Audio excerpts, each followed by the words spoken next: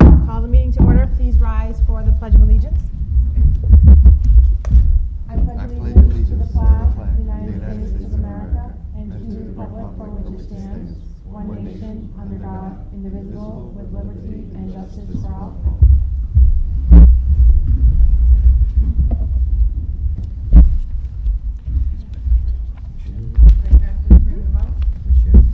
You're supposed to bring them up? That's okay. I'll go get them.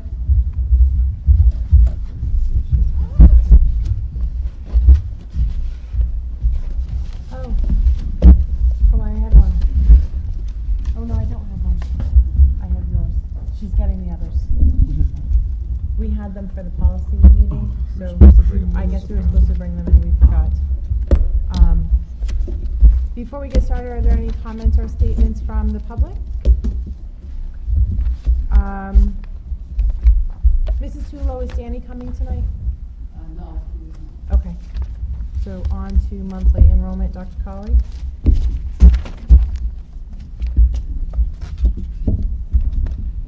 Basically, these are the October enrollments.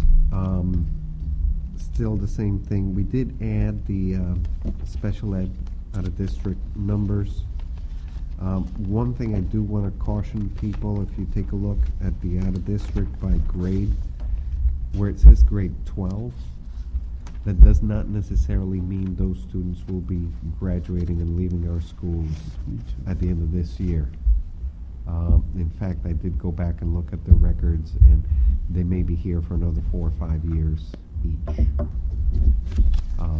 Because if they're in special ed, which these obviously are special ed students, they may have needs that go beyond the regular needs of our students who tend to graduate out of 12th grade, and by law they're entitled to an education all the way till they're 22.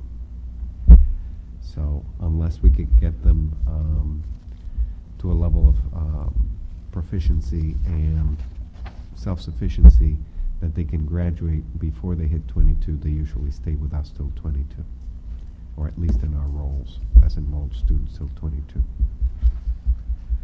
Any questions on that?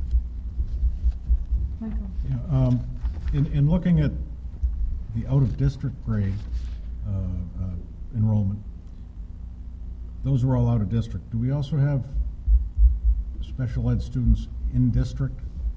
And is there any way to maybe it wouldn't even be on the enrollment page, because if we compare this total number of students to our special ed budget and come up with a per student cost of special education, I don't think we're applying the entire population that is supported through the special ed budget. Well, we do have about 14% of our students in total are considered to be special ed students. If you want to use that approach. The problem is with special ed students, they progress at the rate that is expected of them by their IEP, not necessarily their age. So in many cases, we've had students remain within either a set of grade levels, perhaps a school, because the program there is appropriate for them, regardless of chronological by age what grade level they would be classified as. So you may have a student that stays at the middle school, for example, for an extra year, or goes to the middle school a year early and then stays a year more, and so they're in 5th grade 2 years, and they're in 8th grade 2 years, and they go to the high school, and they move through the grade levels, they get to 12th grade, stay there for another 4 or 5 years till they're 22 and exit. So, I mean, it would be easier to just give you a number of students, but the question is, how do you want it divided? Because some students are in special ed simply because they get a related service. It could be speech, OT, PT, and yes, that carries a cost with it. Some may have just, a teacher that checks in on them in certain classes. Some go and get pulled out for either therapies or go to the resource room, and some spend part of their day in self-contained rooms. Others spend all day in self-contained rooms. We try not to do that too much. We try to get them out into the population as much as we can. And then you have the ones that are out of district, Some go for the day, come back home. Some go and stay there and basically live at an institution. So, I mean, we can slice it and dice it 10 different ways. If that's what you want, I can give you the breakdown of those classifications, that 14% of our students. But again, it's going to be difficult to figure out. No, I appreciate that explanation, and I think from the budget subcommittee view, if we wanted to analyze it, that might be more appropriate. Thank you. Okay. Anything else? On to the WMS PCB update, Dr. Colley and or Semnella, you're both here, so. Yeah. Do you want to come up in case I miss anything?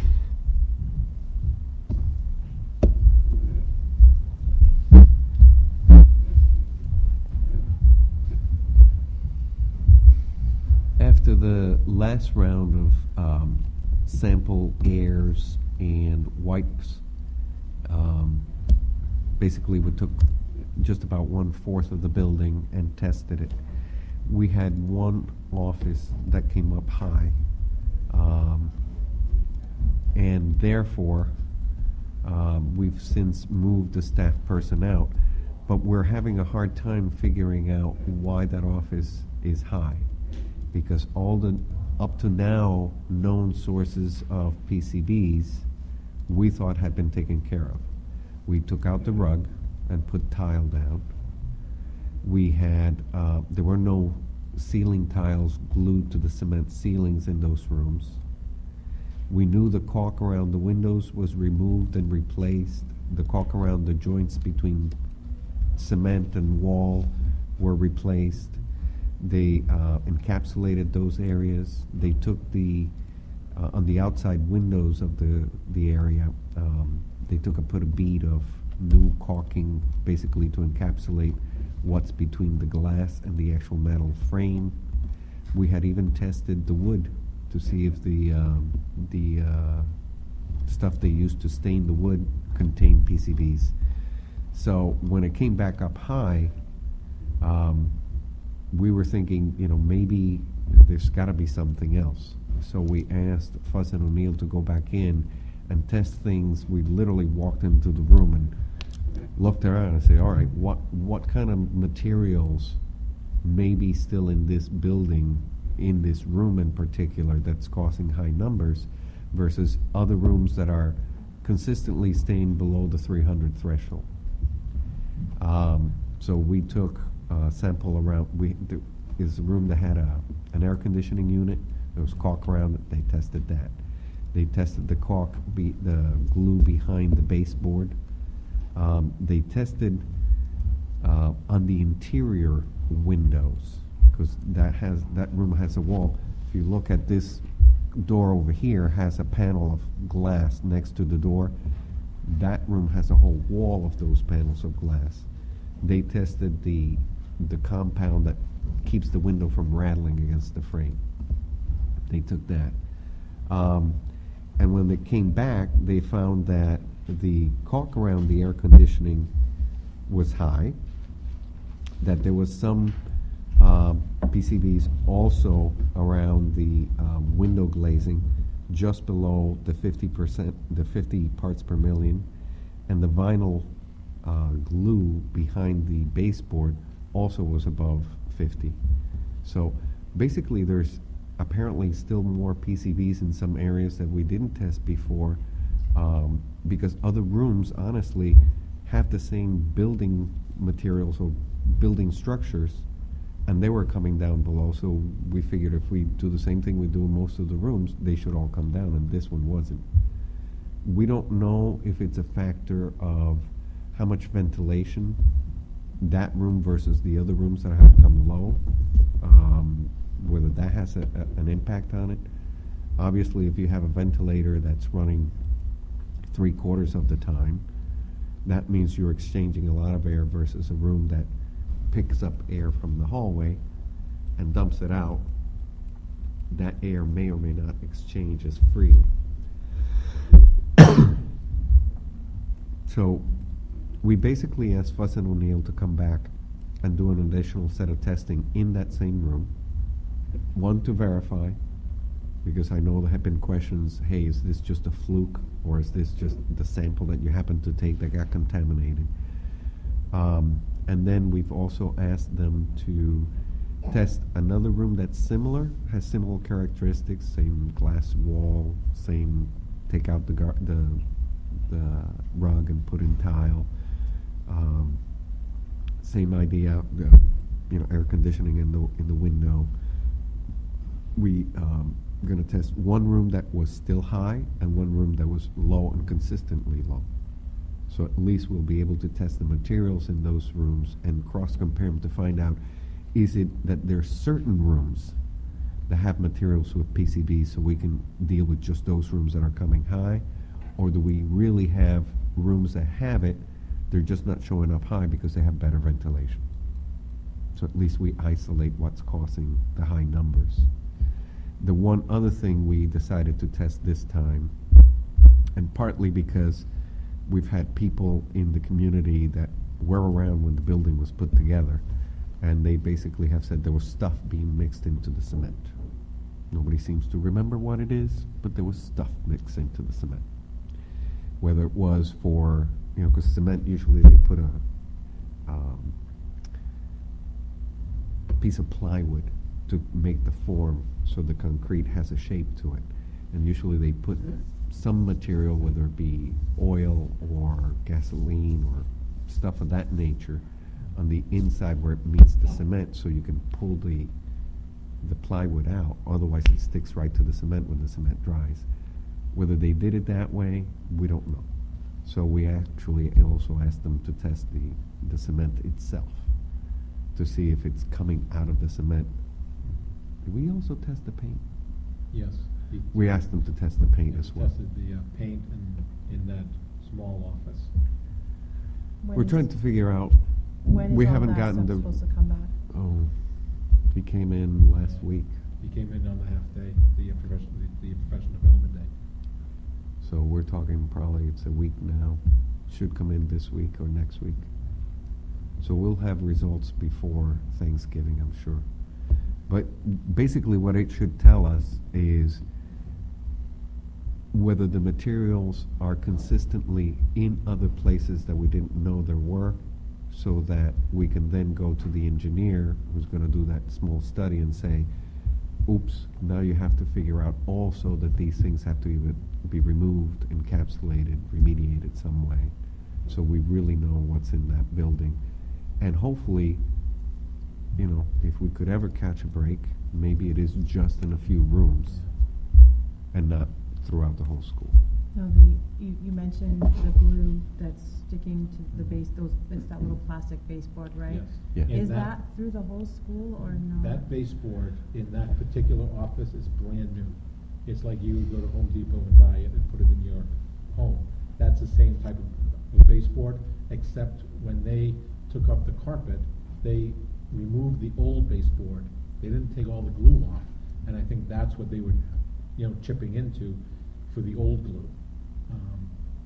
So it's the glue that was there from the previous Yes. baseboard Yes. that has the heat. And that, there's literally miles of that in the school, just because it's around the bottom of every classroom, every wall, every hallway, everywhere. And that the office that Dr. Carley's talking about, when he says there's no ventilation, there's no ventilation. There's no grate in the ceiling that's sucking out the air or blowing in any air.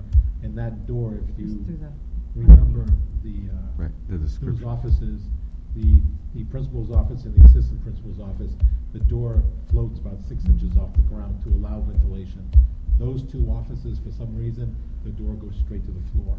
So there's limited ventilation that's happening. Anything else? Michael?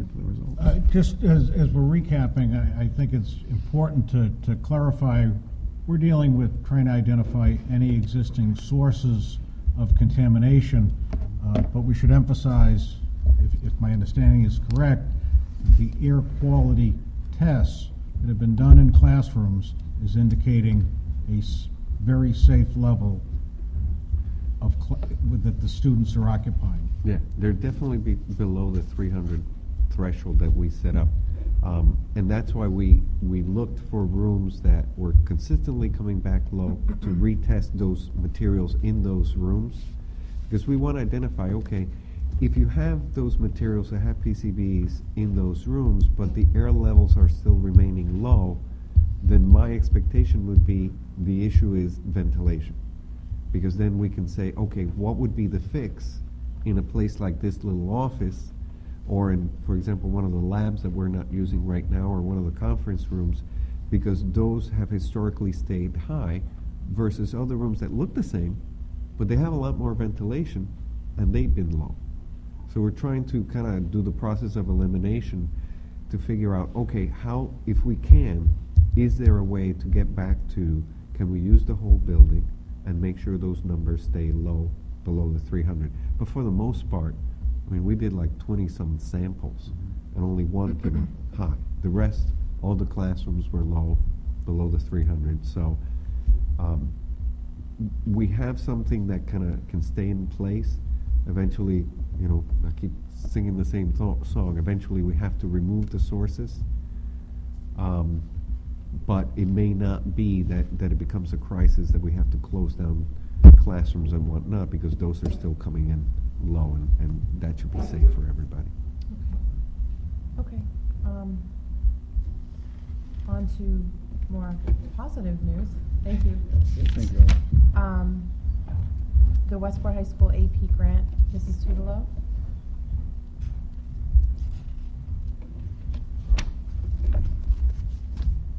Although on the positive side of that, the classrooms are still very safe, so. Hello. Good evening. And during the 2009-2010 school year, at that time, we explored the possibility of a grant with the Massachusetts Math and Science Initiative, MMSI, in some of the documents that you have.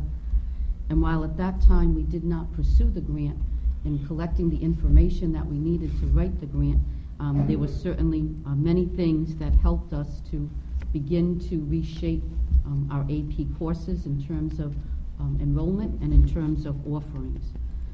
So I believe you've already received, and I'll just go through very quickly what we have done for the AP program since the 9-10 school year, and what we would like to continue to do, hopefully with the grant this year from the MMSI.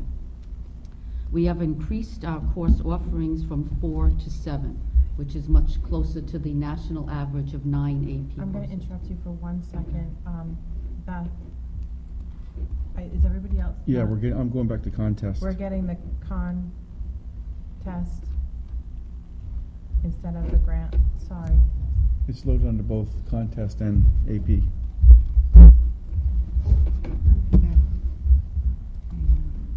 Link here, hold on. Go down the bottom, do you see the grant? Evaluation, Brian. Keep going. Yeah, down the We bottom. have the grant. Keep going. Yeah, we do. There's 2 links. It's So the top go ahead. one. Karen, do you know, AP, how about AP tech? No, that's the online, that's the actual application. Oh. Karen, do you remember which one it was? There you go. So that- I just Which read one? it. If you're down at the bottom, it's one of the PDF files at the bottom. Well, my view is, Actually spells out advanced placement on your PDF Oh, file. I've got it. backspace. Oh, you know what? Is it showing up differently on the agenda? No, the link is correct. It's just bringing us to something different. Okay. This is advanced placement right So, I think it's the chair. It's okay. Thank you. Okay. Technical glitch. We're still new to Okay, this. so we've increased our course offerings from 4 to 7. This year, actually last year we added AP Calculus. This year we are adding Statistics and Psychology. Prior to the 2009-10 school year, we waited until senior year and asked students to take both the English language and the literature course. We have since split that over 2 years, where students take the language in grade 11, the literature in grade 12. We have offered all sophomores and juniors the opportunity to take the PSAT test, and most of them do. This year we had around 170 sophomores and juniors take the PSAT test. That's good practice for them for taking the SATs, and then we also get a report after the PSATs have been scored, and it helps us to identify students that they see as having AP potential, College Board sees as having AP potential based upon their PSAT scores. Many of our elective courses, which were a large part of students' schedule, we have reduced to quarter courses, and that makes more room in the students' schedule for core studies course that are more of a challenge for them. The introduction of Algebra 1 in grade 8 has increased the need for more challenging math courses. This year, this is the first group of 8th graders that would have had algebra in grade 8. I have 23 students enrolled in AP Calculus as opposed to 4 last year. And typically before then, when we just had honors calculus, maybe I would get 5 students a year. So that 23 is a huge leap for us in terms of math, yes. Cheryl, so in the past, the students, their first time doing algebra was in the 9th grade? Was in the 9th grade for most of them, for all of them actually, yes, until my current class of 2013. Wow. And so once again, 23 of them have elected for the option of taking the AP Calculus. We would like to strengthen the feeder system into AP classes. We would like to establish more formal pre-AP courses, definitely here at the high school in grades 9 and 10. But I have spoken to Mr. Simonello and Dr. Colley, and we feel that the training that goes along with the pre-AP would benefit middle school staff as well as high school staff. The elimination of tracking in English has tripled our numbers in AP. Again, that would have been a single-digit number, around 6 or 7 students before, but we are probably close to 30, 35-ish in grade 11, and in the high 20s in grade 12. Cheryl, what do you mean tracking? When I first came here, there were 3 to 4 tracks, and once, like a very low-level track, a kind of a medium track, a college prep track, an honors track. And once you start tracking kids, they kind of get locked into those tracks, and it's very difficult for them to move out of them, because if you don't take the challenging course in grade 9 or 10, it's very difficult to be prepared for the challenge of an AP, which is a college-level course. For the last 2 years, we have been redesigning all of our curriculum, but again, it's been an opportunity for us to redesign the AP curriculum, and we've been working more on the vertical alignment between the other honors courses and the pre-AP courses that come before these. The data we look at, namely from PSATs, tells us that at least 28% of our graduating class have the potential to take one AP course. At least 21% of them have the potential to score a 3 or higher on at least one exam. And that's based upon looking at the AP average for the state, the course enrollments in our honors classes, and the MCAS and the PSAT results. So MMSI basically has really helped us to increase the academic rigor of our program and to work on creating a change in school culture whereby teachers and students will view that coursework and high achievement and, most important, college and career readiness as the norm for all students. Last summer, we were fortunate enough through a grant from the Westport Education Foundation to send 5 additional teachers to AP training. So we are growing our list of teachers who are developing these skills. So no matter what happens with the grant, we would like to continue to work on the following: more AP training, especially in the pre-AP courses in grades 7 and 10. We would like to use that as a way to lay the foundation for more students to be successful in AP courses, and again to instill that culture of academic challenge throughout the population. And lastly, I think that overall, by increasing the academic rigor of the program, we are definitely preparing more of our students for life after Westport High School, no matter what that would be, a technical school, a 2-year college, 4-year school. So that's what we're working on right now. We have prepared the grant. I believe Dr. Colley has submitted the grant. Do they have a copy of the grant? So, We have the application We have here. the so- application. okay, so you have the application, and I think that if you looked at some of the charts in the application, you can see the growth in our numbers over the last 4 years, because that goes back to 2008, the 8-9 school year. Have we had any early admissions yet? No early action yet at the high school. Those come in, I think, mid-December, right? Still Just like to comment, I did have an opportunity to come to the presentation that was given to the high school staff from the gentleman from MMSI, and you touched on this a little bit with Tony and then a little bit on what you said, but I think the biggest thing for me is AP classes.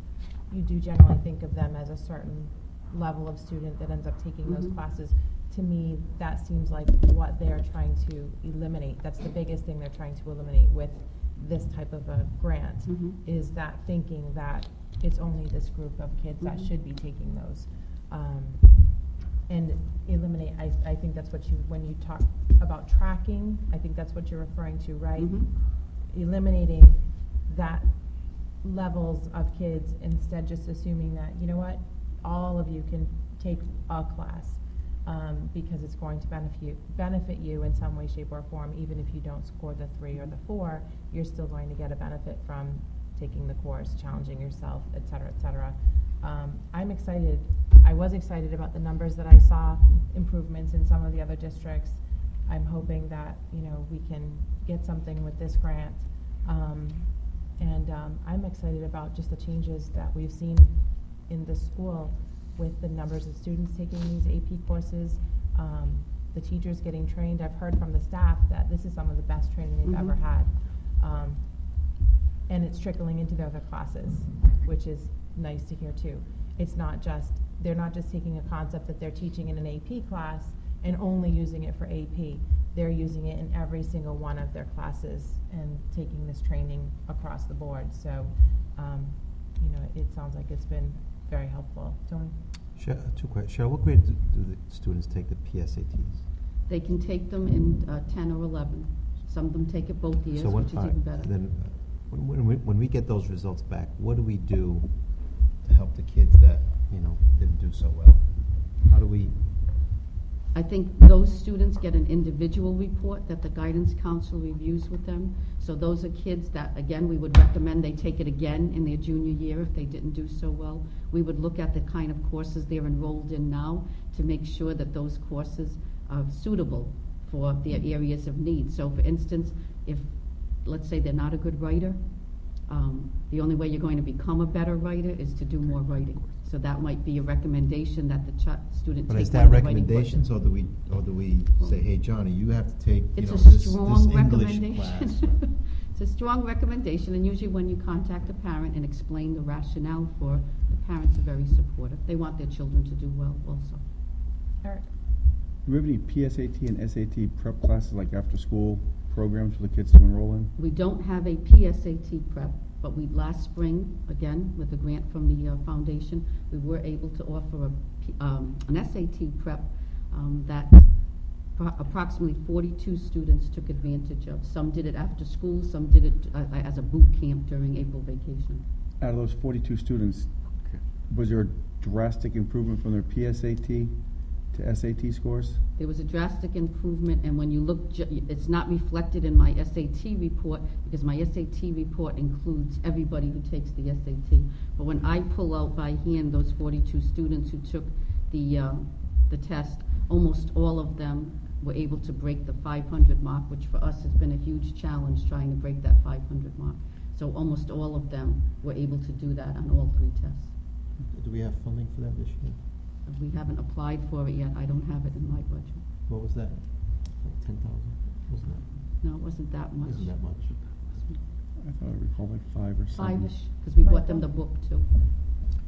We buy them the SAT book. The SAT. Just so I can put my hands around our understanding of the PSAT and the SAT testing services. They're available to students, certainly not mandatory, and while their main objective is to give the student gauge on how they're doing compared to the national averages, or perhaps the data can be analyzed in many ways, regional. It's not the driver in the testing for our curriculum planning, is my understanding, because it's not supported through our operational budget. It's an outside agency that's putting these tests forward. It is, but the reports that are generated can and are used by teachers in terms of curriculum planning. Okay. So, for instance, even when we get our AP scores, Right. you can get a curriculum planning document that gives you some direction on what you might want to Right. think about for future So do we also analyze the ACT tests?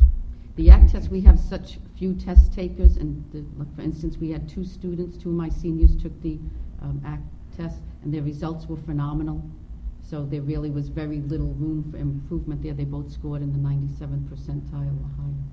Because I know many more colleges are accepting the ACT test for entry, where the standard used to be SATs. Perhaps it's the approach to testing. I'm not really sure. I know there's a different philosophy between the way that the tests are administered. And I just wonder if our students are aware that an ACT test may be considered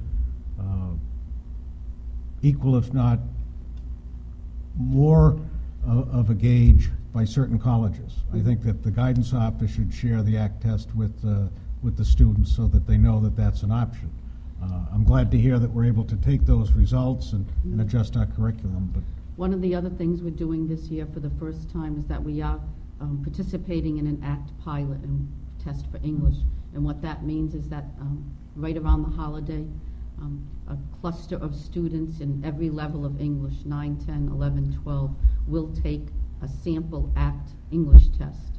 And then once again, we will get the results back from that test, and they will give us information on how our students are performing in the area of English. This is a pilot with ACT. I'm hoping that they'd also do something similar in math, because I think it can be a useful tool to us. But that will be another source of information that I'll hope to share with you in the spring or as soon as I have the results back. But this is the first time that ACT has done that, and I think it's probably their way of thinking, of getting more students to take the ACT as well. especially if we find out that our students, for whatever reason, are doing better on the Yes. ACT, I'm sure you'll learn something. Yes. Thank you for the discussion. Appreciate it. So, now when do we find out about this grant? Do we have any idea? Go ahead. They contacted me today from their main offices.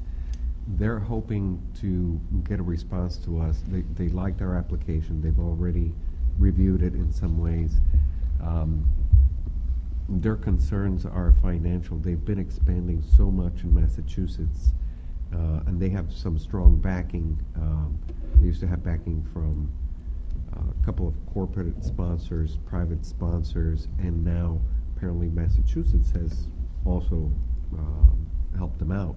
So they're trying to figure out, one, how much money they're going to get from their sponsors, how much money they're going to get from the state.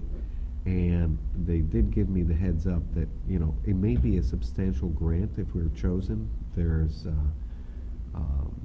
a good number of new schools trying to come into the grant. They're taking out 20 that have been in the grant program because you only have it for a few years.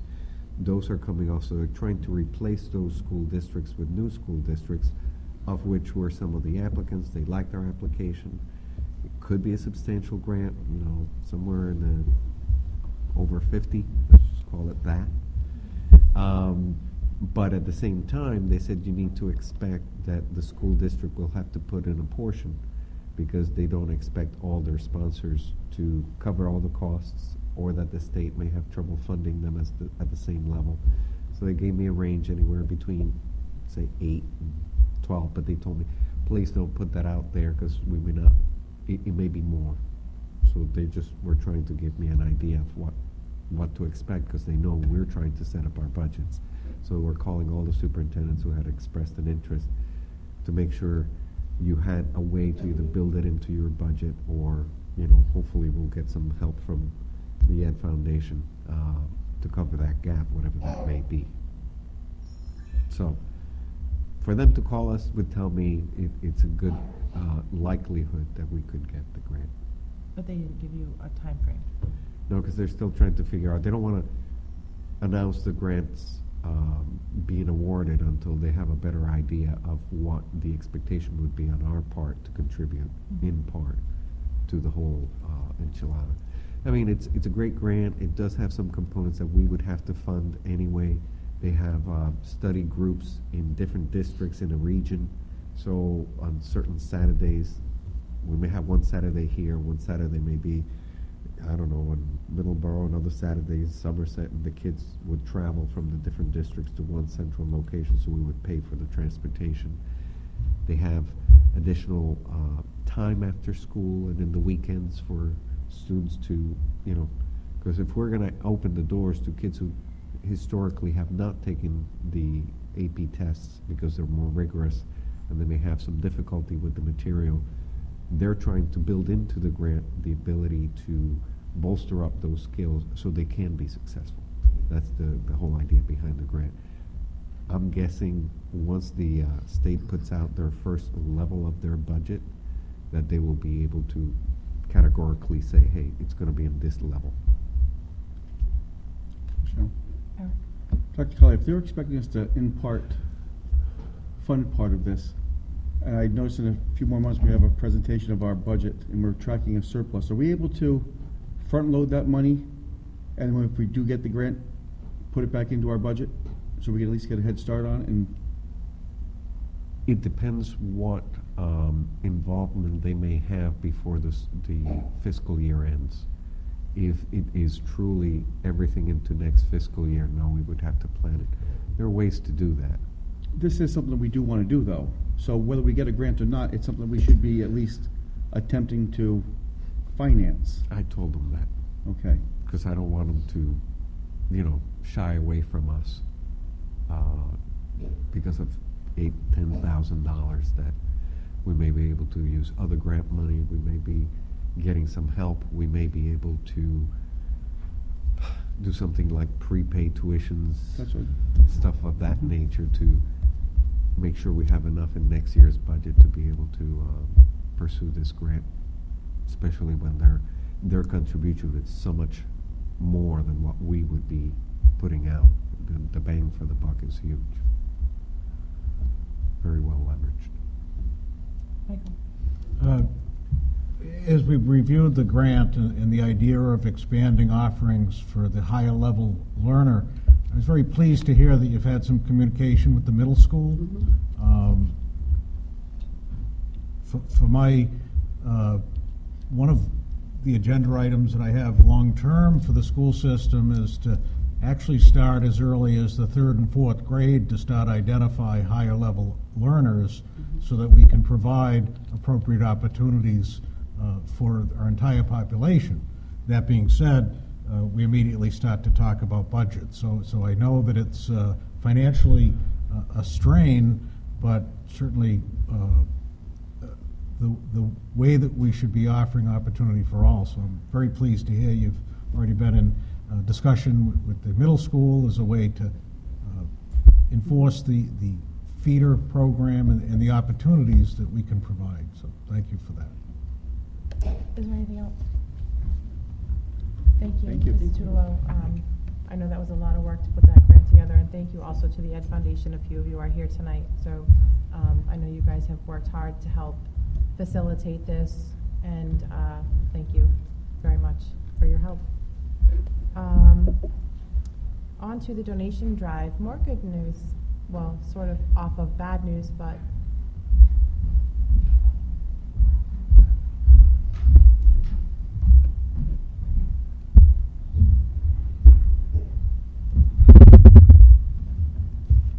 I don't know what it is either. Oh, it's concerning me. It says it flashes, so. It's ticking. It's a microphone. Hi, how are you? so what's up? I'm running I just wanted to update you about this. I'm running a drive for Jersey. Some of you know that I'm from New Jersey and proud of it. a lot of my friends had contacted me about what's going on down there as it was happening during Superstorm Sandy, or whatever you want to call it, and how truly devastated that they are. The kids, some of them just got back to school this week. It's not looking good. No power, no electricity. This is mostly in the south area, down the shore kind of areas. In the north, it's more of gas and electricity that's out. People still haven't been back in their homes, and not to get on a whole tirade about it, but I contacted some people that I had known, and they put me in touch with the Department of Emergency Management and the governor's office down there, and we started a drive, and it started very small, and now it's kind of gotten rather large. So we've actually already had a drop-off event on Monday, and the fire department for Bristol County, I guess they went down, Bristol County Fire Department, or the organization of that, they went down yesterday because they were involved with the FEMA relief team, and now I'm actually going down on Saturday along with some other people, and I just wanted to tell you about that. That's why I was here. So Monday, when we had our first drive, it was huge. We had over 35 families bring items, and I have pictures. I know that we're not doing it up there, but I did bring some pictures of some things that happened. Texas Roadhouse donated food and gift cards, and it was unbelievable. Tomorrow, the other drive that's probably going to be much bigger, the Trio restaurant is donating food for the volunteers, because there's tons of volunteers, Boy Scouts, everyone. Estrella Trucking from Westport, they're donating the whole run down there and back with me on Saturday and Sunday. And we've gotten tons of outpouring of different things. Coin and Powers Insurance Agency donated money for gas and things, with, gift cards for down there. And Dr. Ahern from Perfect Smiles did a whole bunch of things. So just wanted to tell you that a whole bunch of people in the community are just outpouring the different needs. So what are you looking for at this point? At this point, we have a list of things. If people still want to donate. If people still want to donate, there's a what list of items that are on the website.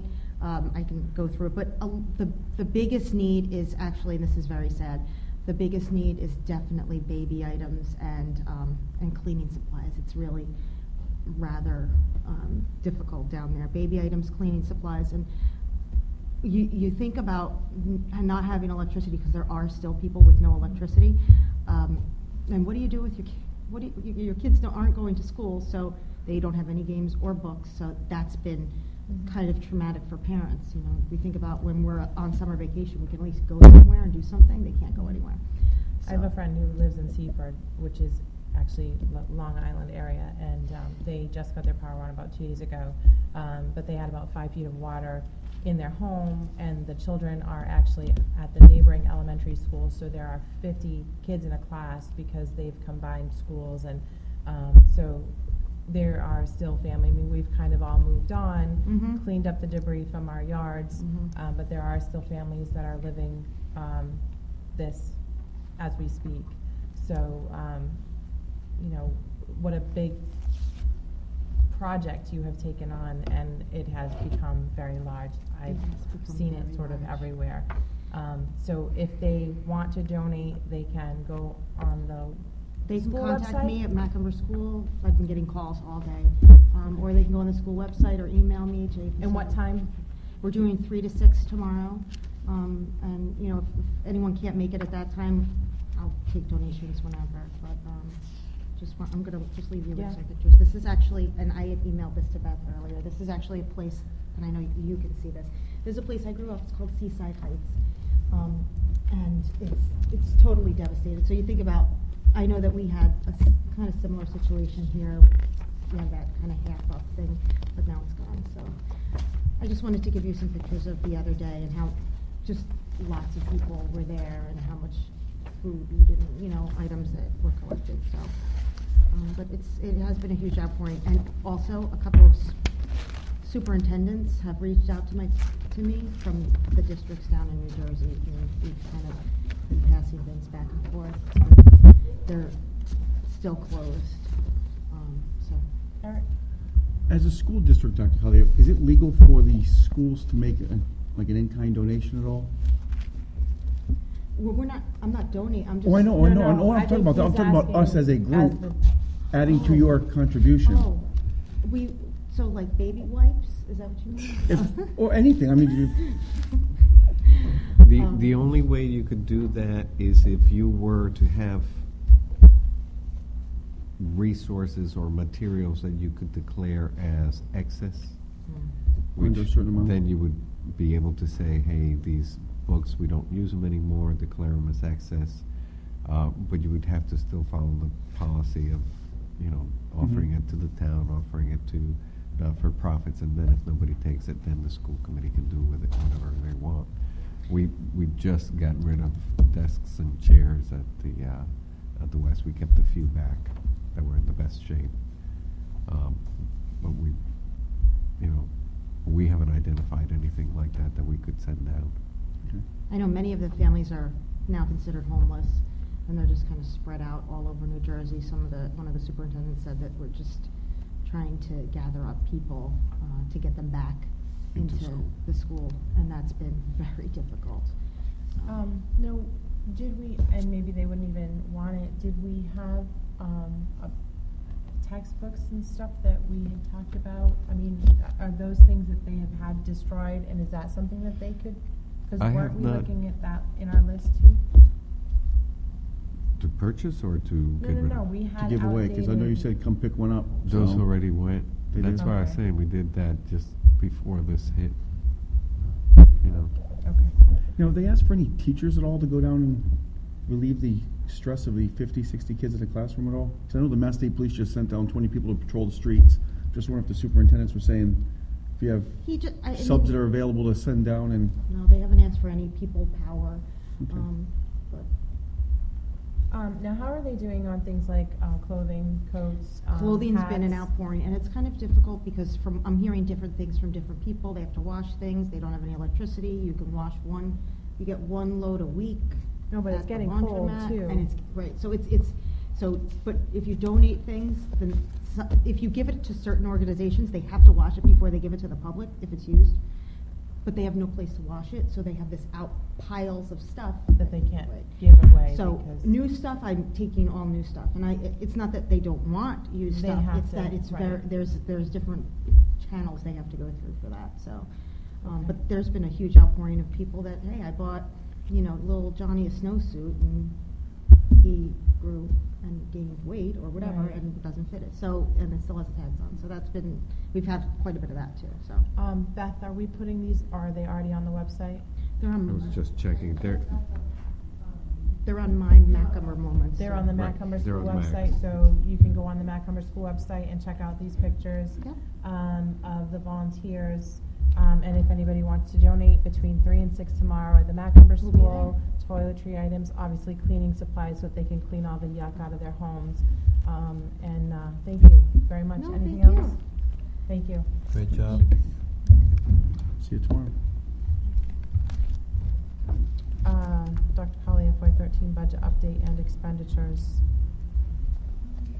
The budget, as Mr. Larry pointed out, we got to the back too quick. I actually We are printed it. tracking a few areas of surplus.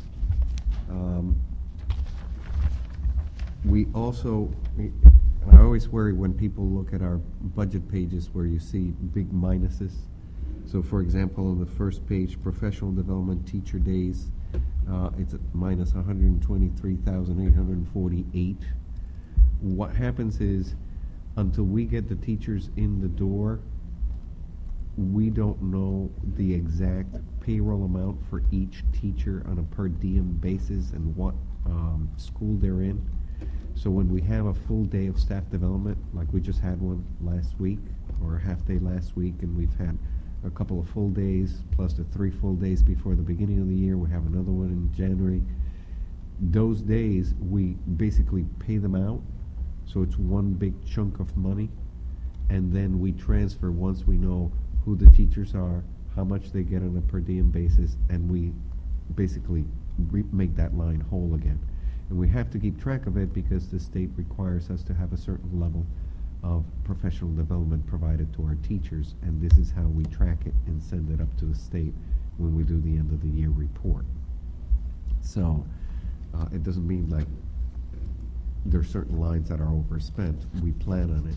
The money is in the teacher lines in each of the buildings, and we will take the appropriate amount per building to replenish that line. So at the end of the year, we have a balanced budget in those lines. There's another one, similar one, under special education, and it's exactly the same idea. Professional development teachers, it's about $34,000. So altogether, we've already spent over $150,000 in professional development, because each time we bring them in for a full day, we count that day as a professional development day. They may be doing different things, but they're all doing professional development activities. Other than that, the picture hasn't changed, other than if you go to the very last page, unless you have questions in the other ones, we have looked at certain people who have come and gone. We don't really know what we're going to hire as replacement staff when we have either people who transfer, retire, or just simply leave, or not asked to come back. And then this year, it just so happens we picked up about $93,000 so far. Now, there is actually a few long-term subs that we're going to need over the course of the next few months. Usually, there's an expense that comes out of the accumulated sick leave that staff has. So you, in essence, end up paying for two people at the same time over some amount of time. Could be a few weeks, up to a few months.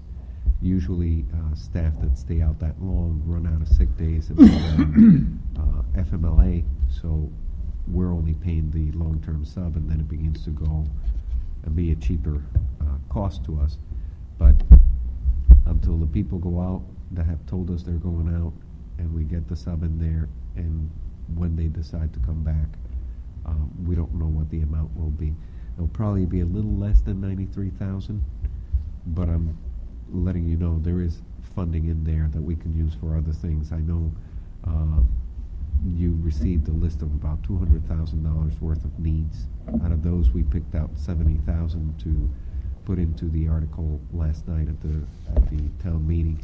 There may be a few more things we go and use out of that list. The other thing that I want to make you aware is the special ed. We had two students, well, we had one student that left, or basically is no longer a resident. So that means we made $160,000 on that student. We also received additional funding through circuit breaker when at, I don't know, it was like May of last year when we were trying to set the final budget. We did not know what the state was going to come out with in terms of circuit breaker. We used somewhere between what the last year was, which was about 40%, and what historically had been the high number prior to 2009, which is when the state cut it back to 40. So we put around 58%, and then they come back with about 65%. So that differential is about $90,000. So we have right now about $250,000 in spent savings. We have two cases that will probably end up going to arbitration. We think we have a good case. I can't tell you we will win both of those. So I don't know how much money we will have at the end of the year for those two. Every day that passes, I know we just delayed one of the arbitration hearings. So that means we'll have a little bit more on the savings side, even if we lose the case, because the longer you go, the less days they'll be out of district. These would both be out of district. What would the cost be as of like right now? Full year, each one. If it was a full year, because we've been tracking this since the beginning of the year, they're about One's about 125, the other one's about 90,000. So again, I know we'll have some of it because we've already gone through September, October, and half of November.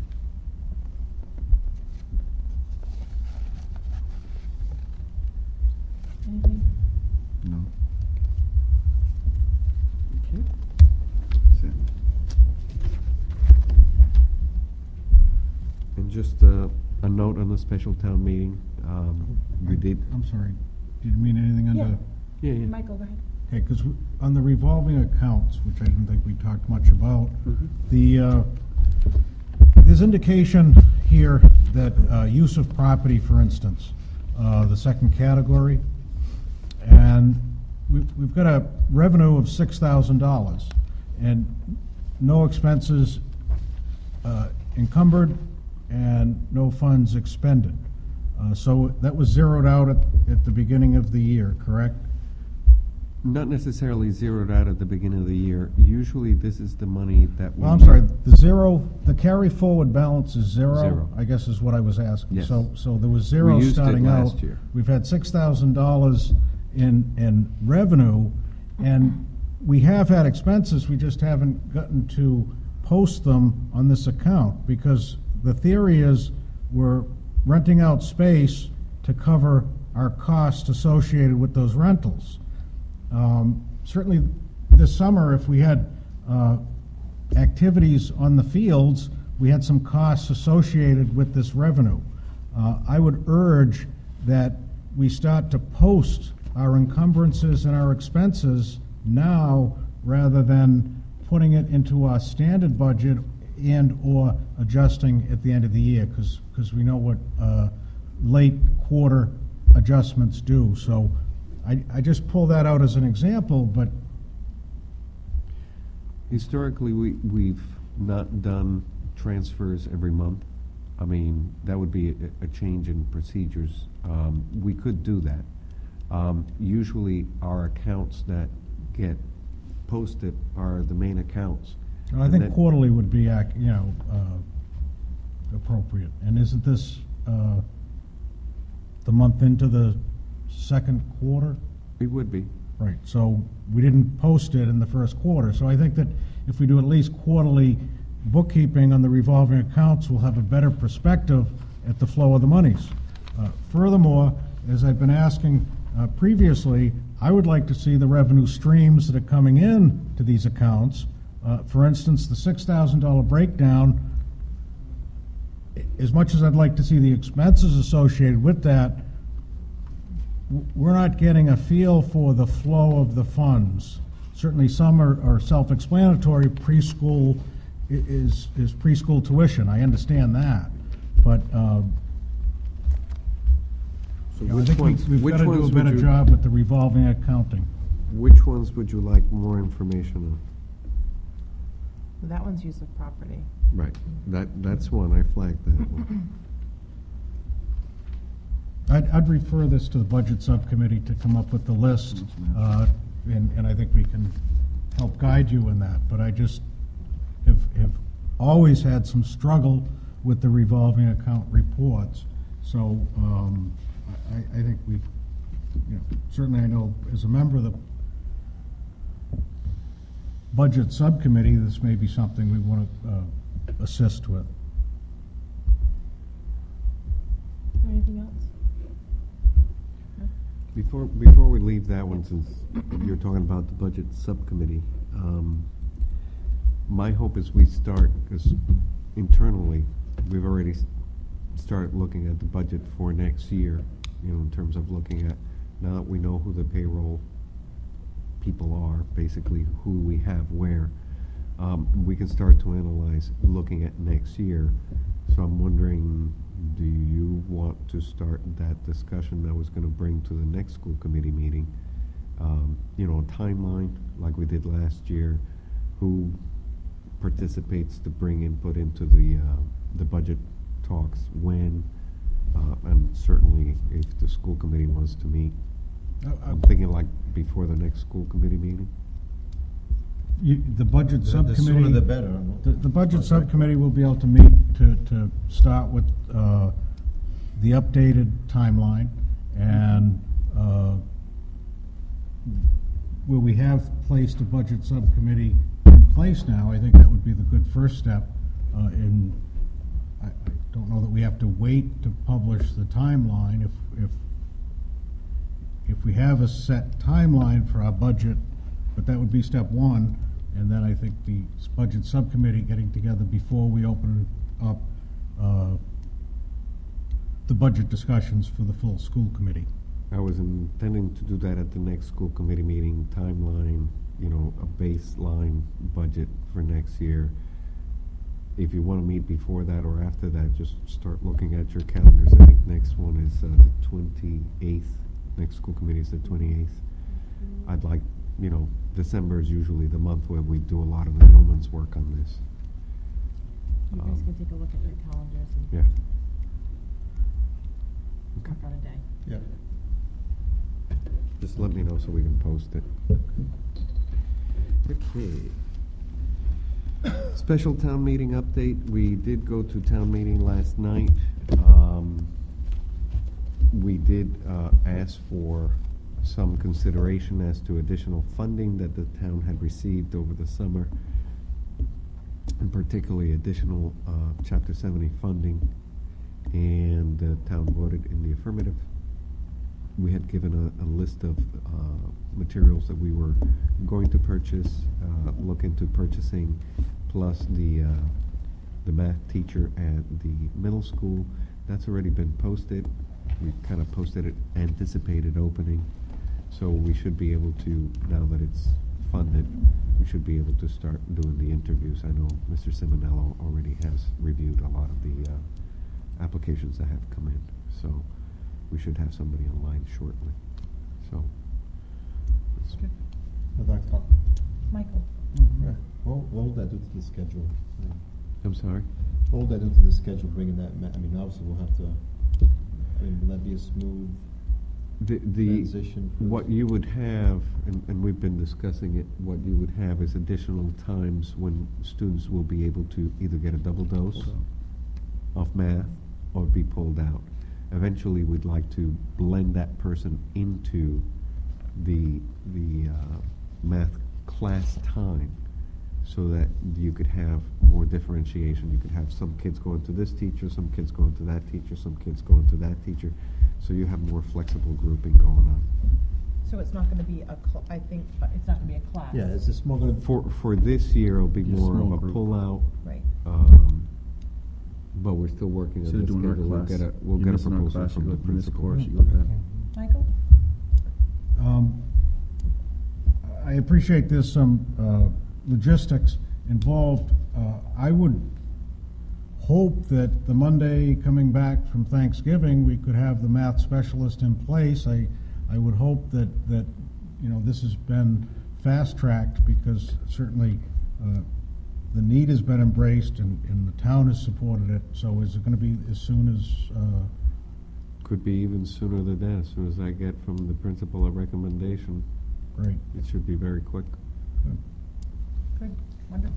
Before we leave the special town meeting, where that is the item on the agenda, I just want to share some information regarding solar panels. Last night's town meeting did have a far-reaching bylaw, which currently, in its current form, was not passed by the needed two-thirds majority. It may make sense, for us as the school department to check with the building inspector how that may or may not affect the potential for putting solar panels on rooftops of school buildings that are in residential agricultural zones, because it was a zoning bylaw, right? It would be his interpretation, and residents have put up solar on residents' roofs, and so he will be looking into that. But I also want to share with you what I felt is some very exciting information in terms of how solar panels, whether they be on our rooftops or on other areas, maybe included in curriculum development where students can learn more about some of the concepts behind the engineering and science of alternative energy. And so I'll certainly share the information that I picked up recently, but I do think as a school committee we may want to find out, now that our roofs are intact, if we wanted to reduce our energy costs and therefore be able to transfer some of that operational money into the classroom, how the results of the bylaw not passing may or may not affect us. I will check with. Given it for all of us, then, Mike? Do you want to pass that No. over, or do you Oh, want? you Is want that that? for? Yeah, that's right. I'll check with the town building. Yeah, great, thank you. I do think that's the wave of the future. My cousin actually has them on her home, and it pays for nearly all of their electricity. They're on their north side roof, If so. you're facing the right way. Yep. In terms of the superintendent's update, most of the information there was basically some of the stuff that I learned. I knew I had signed up for a certain workshops at the recent MASC conference, but basically I figure rather than making a report on that, I'll building into one down below where we talk about the new evaluation tool and process, because that was part of what I went down there to learn more about. And the other part will be part of the budget process, which I will bring in on the 28th. So we can skip over that. Bring us to approvals. On to the action agenda. Approval of field trip, Westport Middle School, grades 5 through 8, Providence Bruins. Is there a motion to approve? So moved. And a second? Second. Second. Any discussion on this? Just that they're going to be singing and performing both, correct? It looks that Yeah. way. Yep. The band plays during the select choir performing God Bless America before the game, and then the 7th and 8th grade stage band will be performing during intermission, which is kind of neat. I know the kids enjoyed it last year. So if anybody's looking, that is April 12th. Only hockey in town. Yep. All those in favor? Aye. Opposed? Approval of a donation of $492 worth of books from Partners Village Store. Is there a motion to approve? So moved. And a second? Second. Partners has been unbelievably generous. And I have believe a that whole slew of boxes in my office that what's today? Yesterday, Tuesday, spoke with the principals to come in and or send the library media specialist to take a look at the books to see what would be appropriate at what grade level. these donations come in through sales of something in their store, correct? No, that was the Something different? yeah. They So these are have just general shirts or stuff like that. It's a different one of their promotional activities that they do. This one is simply, in many cases, they're sample books that they get that they're not for resale, but it can be out there and used by Right. somebody. Sometimes it's a whole. It's not just books. Is Right. their paper materials. Well, they have been they unbelievably have been generous, really so we will be sending them a thank you, and thank you very much to Partners yet again. All those in favor? Aye. Aye. Opposed? Approval of Salvation Army clothing recycled boxes. This is an interesting request that came to us. We sent it to the selectmen because there are parts of this that apparently have been tried in years past in different areas in the community. And the issue seems to be the potential for people taking advantage of these donation sites and boxes.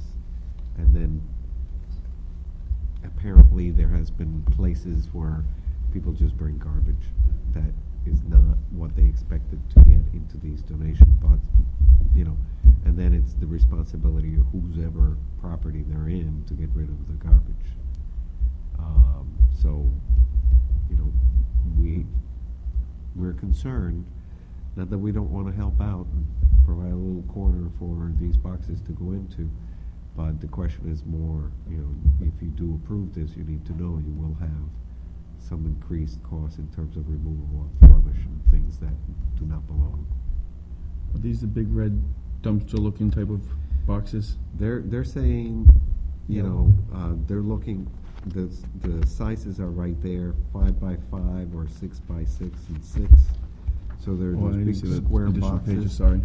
And We have a discussion opens on this. I have some comments. they're interested in putting them at the 3 school, elementary, high school, and middle. Michael? Motion to table this request.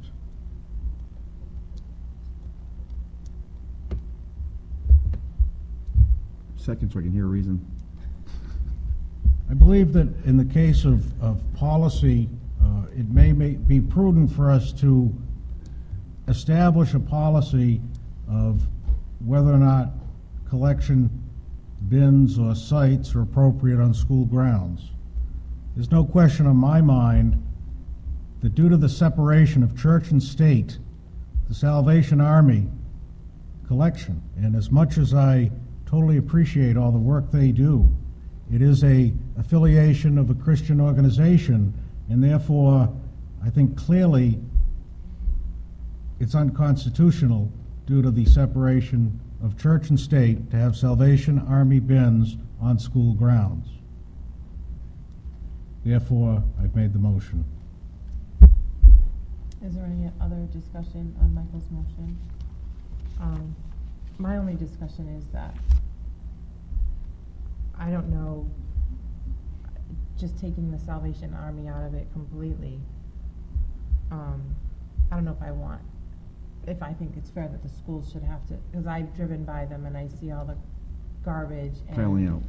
stuff, and I think our staff has enough to think about, never mind having to now clean the rubbish around a bin, and then that's assuming people even throw it in the bin or near the bin. It could be anywhere on the property.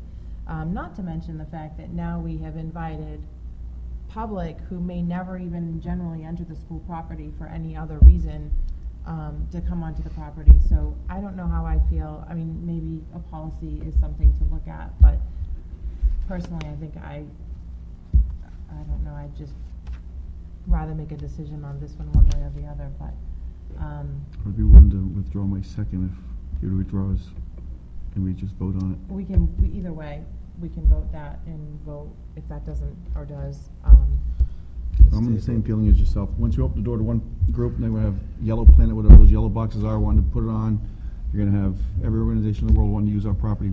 And we already charge, we just talked about charging people to use our fields, and now we're letting someone use our property for free, so it's, I'm just surprised they could buy the selectmen because they didn't come up with these. And I guess we have public input. Yeah, you can raise your hand. Just very quickly, in regards to Michael's comment, I believe that the Salvation Army, you don't have to be, it's not necessarily affiliated with, any individual can utilize their services. So typically when federal funds or any other type of funds are involved, if they said we will only look at that specific religion, then that would be, then I would say yes, then definitely they're not consider them, but it's not necessarily that they just look at a particular religion. But in regards to the bins, I do think that, you know, you open it up to having TV sets and furniture and really big items, and then it costs us, or the towns, or the schools money. Thank you. Mike? Yeah, again, I just want to make it clear that the Salvation Army is a church denomination, And as such, we being a government entity of the town of Westport,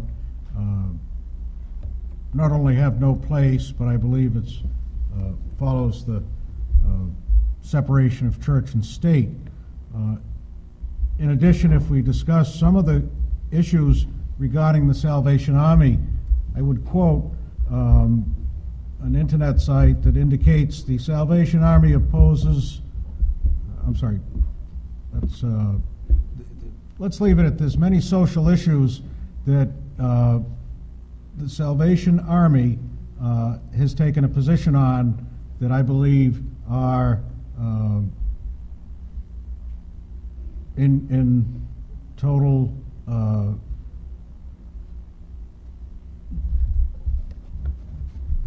conflict with the First Amendment. For example, practicing homosexuals are ineligible for full membership in the Salvation Army. Yes, the Salvation Army offers its services to all who are in need, but and then it goes on. So there is some very distinct, and this has been put through the courts as the separation of church and state and the connection of the Salvation Army. So that's why I said that the issue regarding collection of donated goods for the needy, and I certainly personally donate some funds to the Salvation Army at Christmas time, and I don't have a personal problem with that, but we are representing the town of Westport taxpayers and the way we use the property, and if we're looking at a PTO group that wanted to take care of a collection bin, perhaps for victims of the hurricane in New Jersey, that might be okay. In fact, we're close to doing that. But the Salvation Army is not a candidate to locate their boxes on Westport school grounds. Okay, motion on the floor is to table. All those in favor of tabling this, say aye. Aye. Aye. Opposed? No. No. So You're that right. doesn't pass. There's just one vote now. I'd like to just put Make it a motion bed. to Yeah, just vote. let the Salvation Army and John, whatever his name is down here, Clarity, that we will not be interested at this time of placing any of the 3 boxes at any of the 3 school location sites that is mentioned, Westport High, Westport Elementary, and Westport Middle. Is there a second? Second. Is there discussion on that motion? All those in favor? Aye. Opposed?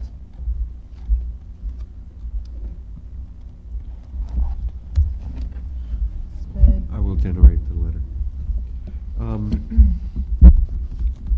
Yeah, I just think this is just not the appropriate place for that. No. This one is going back a few school committee meetings.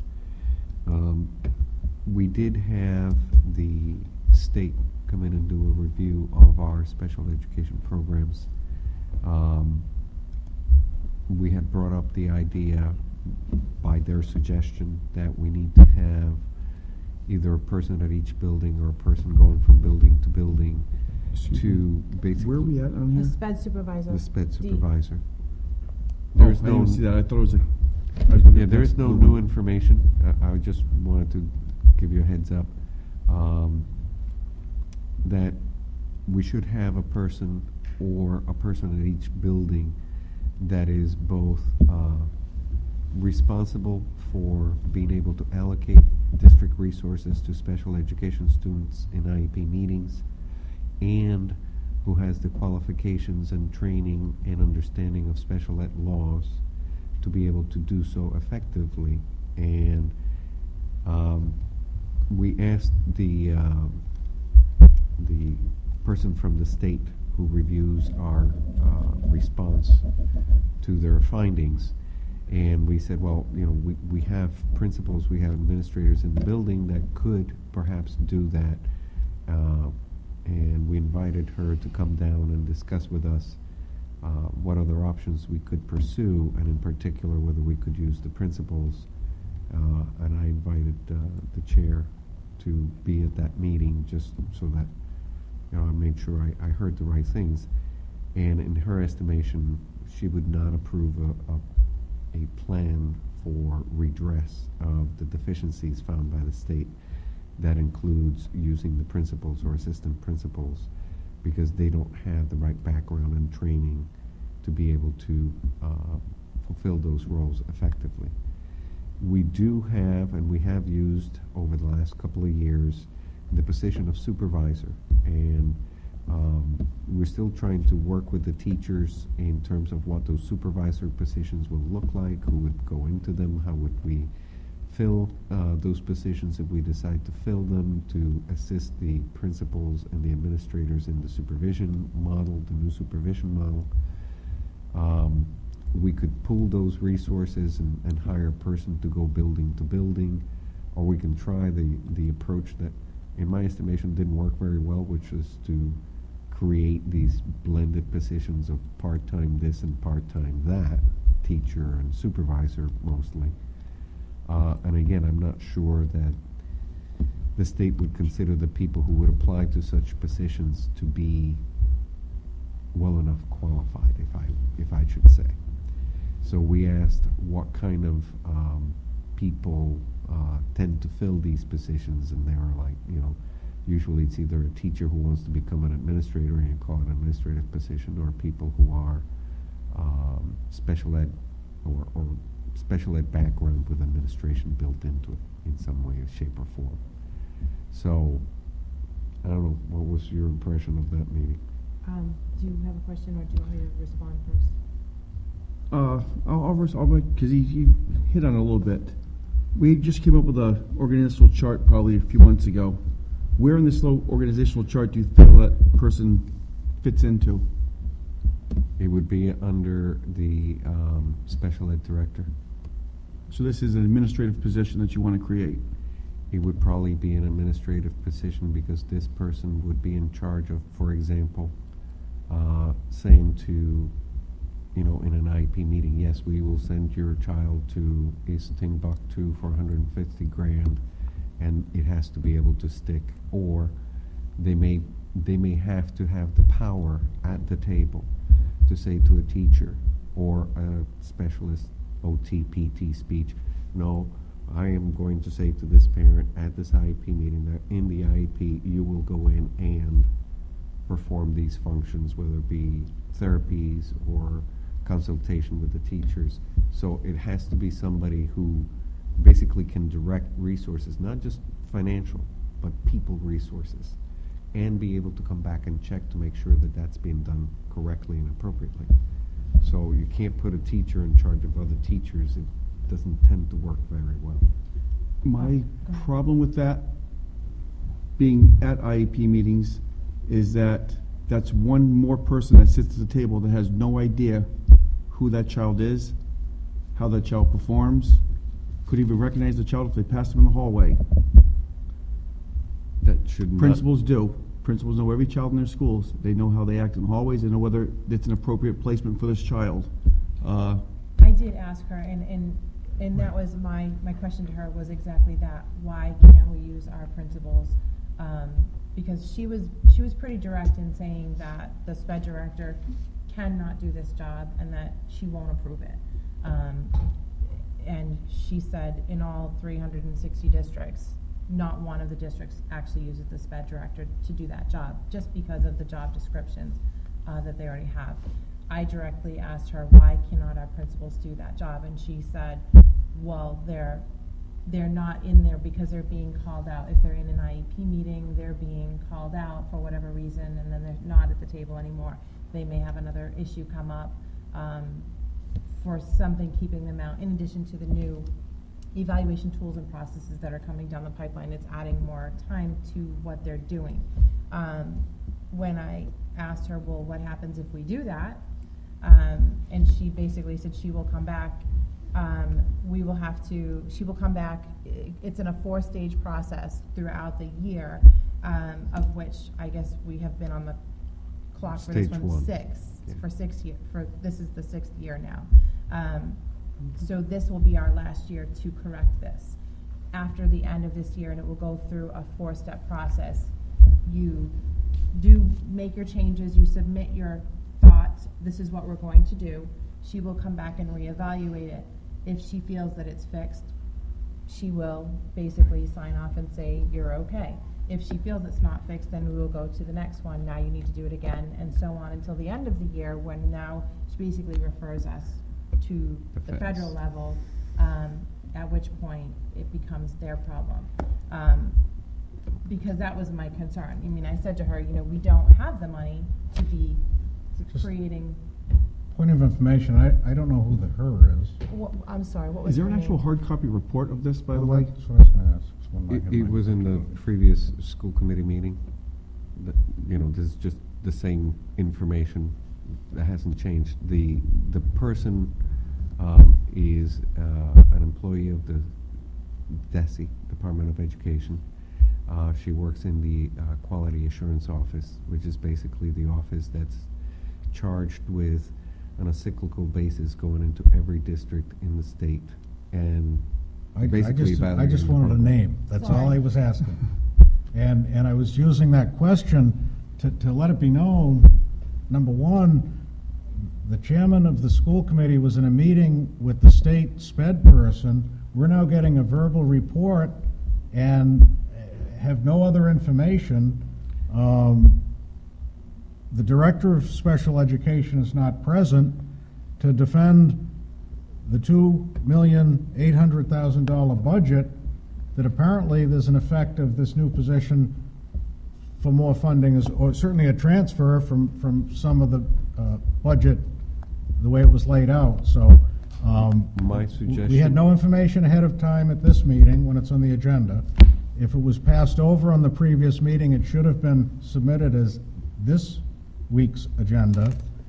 And I'm hearing a verbal report for the first time. I wasn't here at the end of And- that meeting, so And I believe that if the chairperson is representing the school committee in a meeting that says special ed, is that were you there in the capacity of a member of a committee here or She the just- chairperson? I was there because I was asked to come in and hear what she had to say. So in what capacity was my question? In capacity as the school committe chair to hear what she had to say, and that's Okay. all I'm giving you. And is- what I'm is saying telling you is, what she had to say, under Mike. the, now is an inappropriate time to give a verbal report that we're in the 6th year of a potential problem with special education. And I would like to have a written report and more substantial information before we come into a meeting and speak in very broad stroke about the need to have a new administrative position in special education. It follows my theory that we should be looking at the organizational chart, the way it's laid out, where these responsibilities lie, and tonight I'm hearing about a potential, we're into the twilight of some warning from the state. And I'd like to know. Ann was here a month ago At the last meeting, the and 24th. sat there and did discuss this with us. I'm not in any, I'm not I suggesting. was here when she had a report, and certainly the update of the report did not speak of being on the 6th year of a warning. Well, actually, we have talked about that as well. We haven't. And if As a a representative committee, of the we have. school No, as a committee committee, we have. attends a meeting as a representative of the school committee, then it would be. Michael, I don't appreciate a knockdown. I am It's not a trying to- knockdown, it's you asking for are. more information. If you, And I will be if your happy to give capacity. that. I will be happy to give it to you, Mike. Just tell me what you want, and I will get you the information that you need. I don't have to instead tell of you what I want. attacking You're the me. chairperson, you represented us in a meeting. Memorandamize and send us the information. Certainly, I would like to know more of the warning that we're on the 6th year of a warning. Because we're spending $2,800,000 in a special education budget, and we're sitting here to talk about fixing a problem without Actually, when Ann was here, she talked about the Being 4 overworked. other items. Being overworked, The not about. 4 other items that they had already corrected, that they were flagged on. One was that the classroom that Yeah, was it's removed. previously off in the cafeteria But that was the area. impression of a 1-year flag, not a 6-year flag. Well, and this is something that I have heard previously, but she is saying that this has been, when they came back and had audited back with the previous superintendent that was here, these were items that had been flagged back then that were not fixed. And she actually said as a district, we did very well, having only these couple of items, and 3 of which have been rectified, which was one was the classroom that was moved from the cafeteria to down to the end of the hallway. The other one was, I recall the meeting, because Dr. Colley had said something, and what I even said, you can't have it both ways. You can't say that you did fantastic on your report, and then on the other hand, say you need to hire an administrator. right. So if you did fantastic, Oh, I agree with we don't you. have an I administrator guess she's need. speaking in general terms on what other districts are happening. And in that sense, you know, we did have people doing the job in her review, which is why we didn't think we had an issue. In her review, Was it a she's- recommendation, or you must get this done? It's a mandate, you have to do this? Or is Once- it, it's better if you do this? Once they find a finding, once they have a finding that you're not in compliance with the regulations, it is a must-do.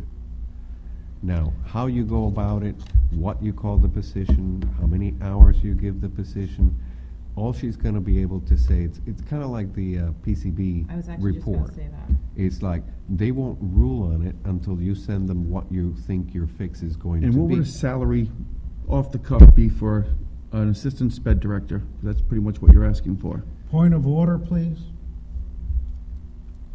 I'd like to point to the current item on the agenda, points to sped supervisor. Mhm. We've heard quite a bit about the sped department, the progress. Somehow we had a report of a meeting that we never knew about. Could we focus on the agenda item, sped supervisor, which is under action item? Mhm. Because, so I point as a point of order, which entitles to interrupt. I don't need a second. We don't need a vote. All right, I'm just keep asking going. to get back And I'm to listening to you. what is sped supervisor. We don't have any handout telling us what sped supervisor. Are you asking for an administrative position called sped supervisor? We have had sped supervisors already in the district. We've had .2 positions in every one of the buildings. We've called them that. When she reviewed those people, she said they were not appropriate. So for example, last year at the middle school, the assistant principal was the sped supervisors, with .2 sped supervisor, .8 assistant principal. When she looked into the background of the person, she said, yeah, they have some experience, but we want somebody with the degree, we want somebody who's had experience in the classroom, we want somebody who's had administrative experience in the area of special ed, who knows the law here in Massachusetts. That's what she's looking for when she's saying that's what would fulfill that part of the regulation. So we've had the position. What I'm saying is, we've had .2s, and we thought they were good enough, and she came back and said no. The And so person what wasn't we're good trying enough, to not do the is take, position. I'm just trying to frame a Well- motion around what little information I have on this agenda item. well, let me Wait for more finish information. what I was saying, because what I was trying to say is, Leaning to. And I have no problem. we have in the budget the .2 positions not filled at this time.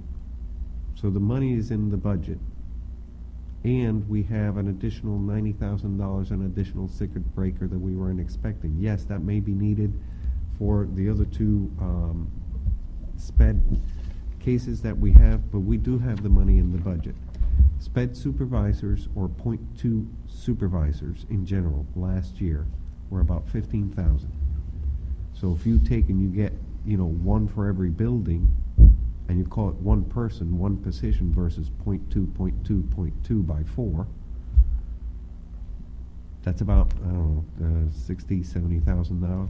Is that reflected in our budget update of 13, the .2s that haven't been paid?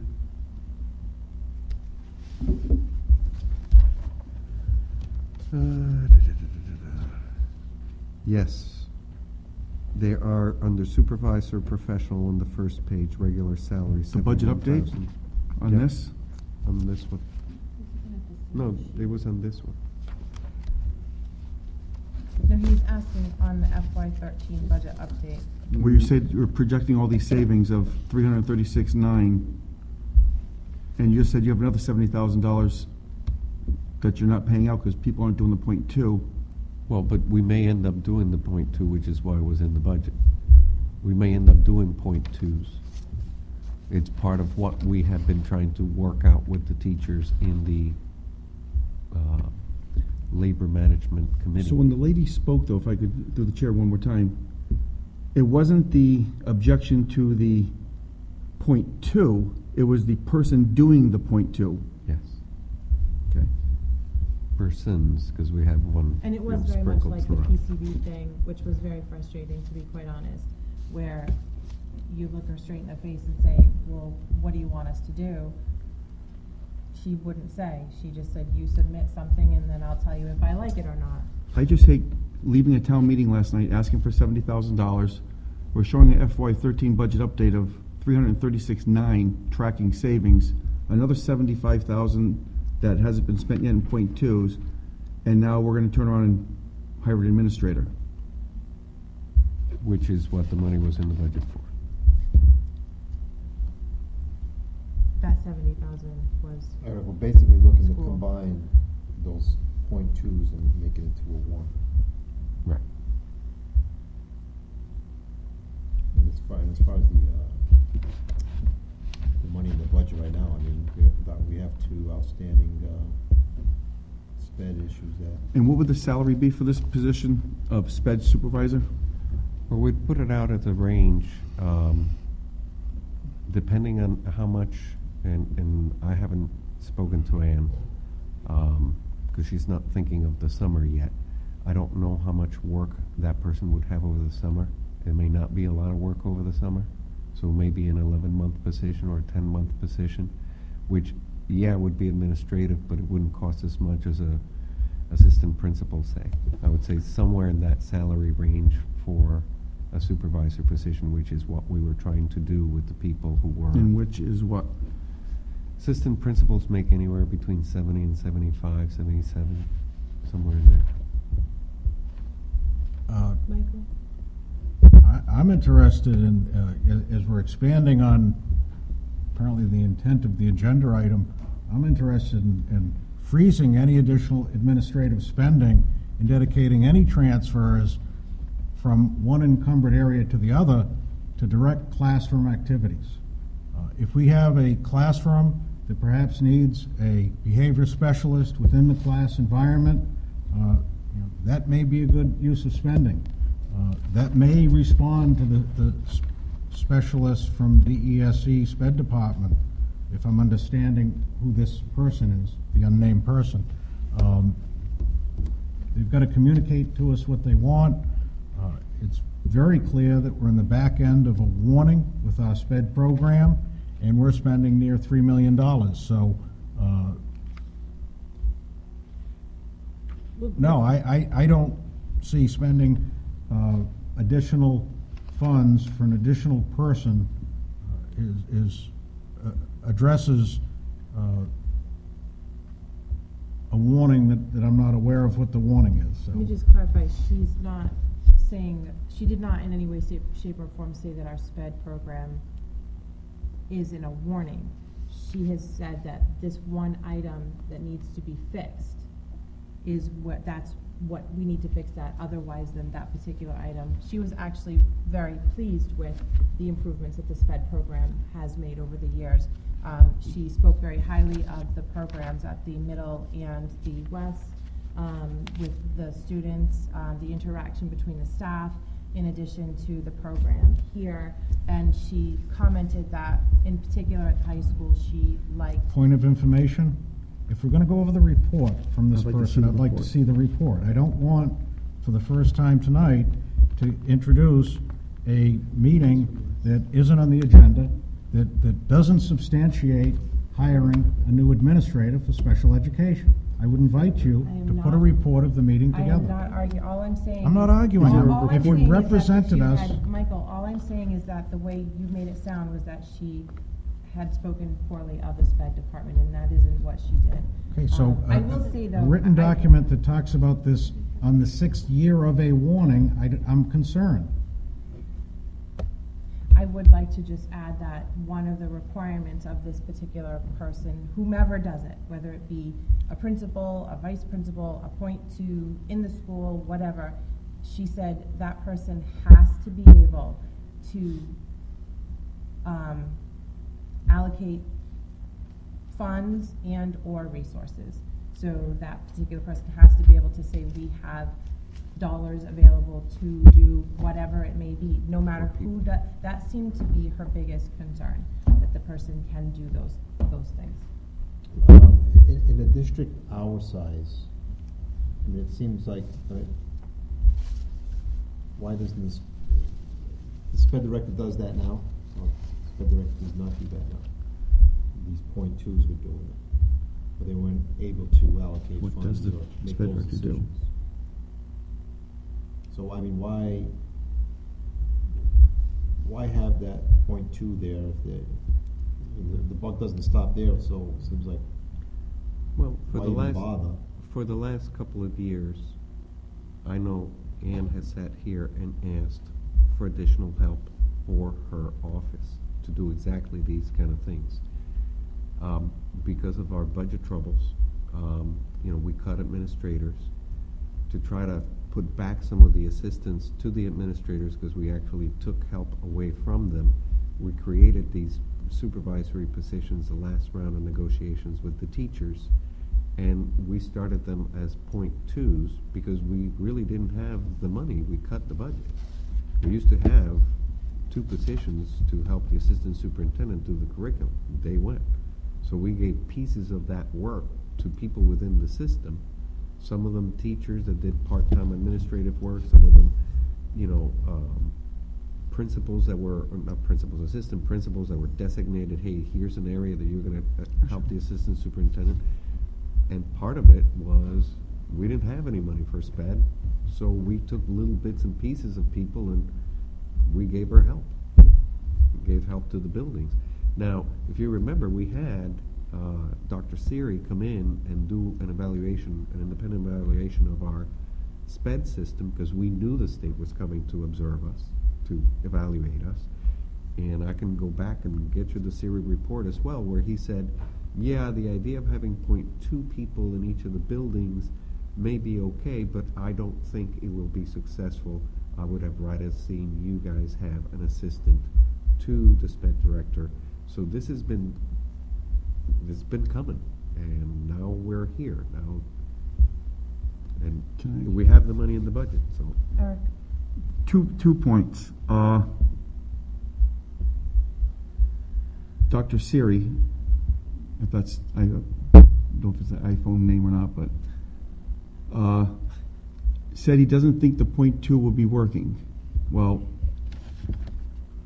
for the past 3 years, we've had savings because we brought people back into the district, so it is working. Second point, if there's a SPED supervisor job description, what does the SPED supervisor's job description look like now? Because I can't picture what her day is going to be for a 12-month position if we have a SPED supervisor attending all the IEP meetings. I don't understand what her day would look like. well, SPED supervisors were requested to be in just about every IEP meeting, but because they were in the building already in other positions, whether it be a teacher or an assistant principal, they would get to know the kids. So they would, and when they weren't in IEP meetings, they would be doing other things related to special ed anyway. So in that sense, they got to know the kids, they got to know the programs, they got to know And that's the what I was teachers. just saying, is that they know the kids. You can't Well, have it both ways again. But this person could do that, because they're not going to be in IEP meetings 24/7. They may, on some days. Then why do we need her if she's not going to be, that's what I can't. No, I'm saying If we don't need her there 24 hours a day, then why do we need her? when you have Or her, him. when you have somebody who's going to go to, say, the Macumber for half a day for IEP meetings, the other half a day they can be working with Ann on reviewing IEPs, going into classrooms, observing teachers, getting to know the kids, getting to know the staff, getting to know the program. So when another IEP meeting comes and the parent says, I want to send my kid over there, the person can say, well, we think we have a program here because I've been in this classroom, and here's what they do, and here's the people that come in, here's the specialists that come in, here's how we do consulting services, here sometimes we send people to the home because we have some of those as well. So that person would be able to sit there and say in an IEP meeting, either, no, we're going to have you come here and, we'll have to fight it out if we can't come to an agreement, or, hey, we do understand your kid cannot be serviced here and we're going to send them somewhere else.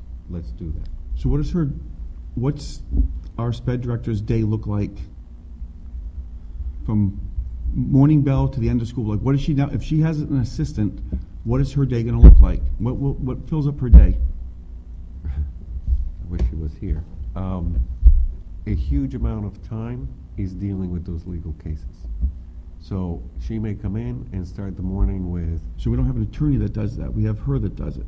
Well, no, she works with the attorney hand in hand. She's the one who organizes, hey, to the attorney, here's what the parent said, because the attorney doesn't necessarily contact parents directly. Anne does that. Isn't that what our school psychologist was supposed to be doing, though? She was did working that with the here attorney and doing all that? She did that here at the high school, and the problem is, when she would be like, I need to be at the IEP meeting at the elementary school or the middle school because I tested a kid there and now I have to go over there, the high school would be like, well, we need you at an IEP meeting here too. You can't, So ultimately we need 3 people, because if there's an IEP meeting at the MAC, there's an IEP meeting at the elementary school, one at the middle school, one at the high school, we need 4 people now. and So that's what it's ultimately going to come to. We're going to have another one another year, another one another year. no, if you have Schedule one, those meetings. if you have one person That's all we need is a who's in schedule. charge of going to the IEP meetings, I would hope that person would be smart enough to say, hey, I'm going to schedule them so I can get to them. That seems to be the problem with scheduling, not anything else. Well, but you still have to send somebody to them. And if Anne's dealing with a lawyer because we have a case coming up, and she's going to depositions and going to visit schools on the other side of the state or Rhode Island or somewhere, she can't be here doing those things too. So if we leave it as is and we fill those .2s with our, whoever was doing them before, the individuals in each school, correct? Mm-hmm. What happens? She'll more than likely reject it and say we have to fix it. And when will that happen? Oh, it would probably happen in the next couple of weeks. So Well, you're asking us to create a position. I am not asking. Just table it, because I want to see a job description. She can't ask us. I don't want to act on anything that doesn't have a job description to it, I'm not asking. and a salary I think position he to is, it, but I don't and where it's know going to if fit into that hierarchy of who's answering to who. I can do that That's for the fine. next school committee meeting. So in the time being, who is sitting in on those meetings? The principals still, when they can, or the teachers are running, or Anne when she's available. And the problem with the teachers running them was that they don't have the ability to allocate resources, correct? That's how I understand. How many people are typically at an IEP meeting? Who's in the room? Depends. You have to have a regular classroom teacher, a special ed teacher, somebody to allocate resources, and then you have anybody who's done any services, at least to provide a report, so they may come in and leave, or anybody who's done any testing to do a report, and they may come and go. So they can And the take... parent. And the parents, obviously. And they could take anywhere between, easy ones that are kind of like a review and people agree, yeah, the kid can continue in the same program. It could be a half an hour to 40 minutes, because there are some paperwork you have to fill out right then and there, which then gets processed later. Or, depending on the number of tests, the number of people who are there who want to present, and the questions that the parents have, they could go for an hour, hour and a half. I don't think it's appropriate to say in open session, so I can't, well, it's a personal matter, so it's not a, Dr. Collins, so right Hold on, now, I think he's still. I just gotta formulate, He's still. I just received an IEP attendance sheet, and there's nowhere on that an assistant from a different district nowhere on it an assistant supervisor for SPED anywhere on that attendance list. Nowhere on it. We went through the people that are in it, teachers, SPED teacher, parents, and the SPED director. So they might not have had that same report done on them because there's other school districts that aren't doing it with a supervisor of SPED. How big is that school? Larger.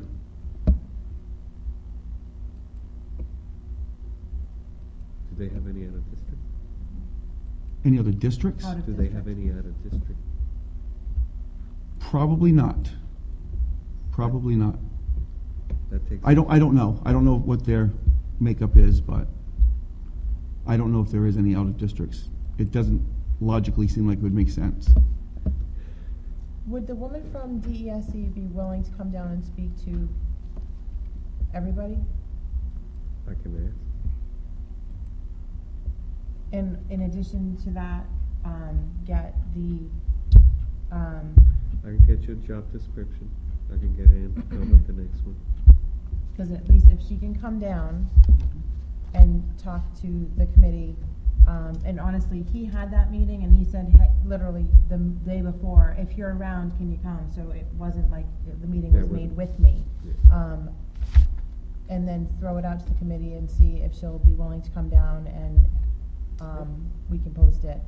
I can ask. And in the process, also get the I'll get you job the report description and the job description. and all of that stuff, and probably even maybe the SPED director job description so that we can. Because it's going to change. So what the It's old all one right, was it's gonna- and what the new one. gonna change. It'll change. If you're hiring an assistant, your job description is going to change. So I want to see the old and what the new day is going to look like. And also what then what Are you thinking of? both Okay, I see what you're asking. Both. Okay. Well, if some of your duties are gonna be delegated to someone else, then I would assume you would either get new duties or. And how you Take filling it up your day? Could I, yes, Yeah, Dr. sure. Colley, so right now in the budget currently, we have that .2 for each school. We have some .2 money put in there because we expected to work with the teachers and put in some .2s for special ed, for So art, how- music, So what's that PE. total sum that's in there right now? 71,238. Michelle, I'll speak after Michael because he had his hand up first, but I'll speak after Mike? Michael. ELA, math. Did you have your hand up? I'd I'd like to make a motion. I move to reject establishing the position of SPED assistant. Is there a second?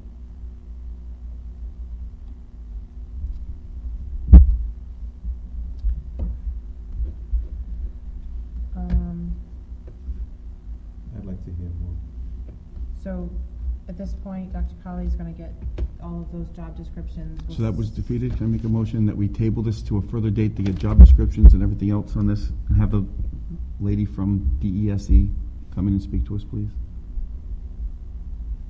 And this is just an opportunity to give information. I feel Point like, of information, Michael, it's on the action. It's I not under realize that. information. it still gives you information. So put it on the information But part you- of the agenda.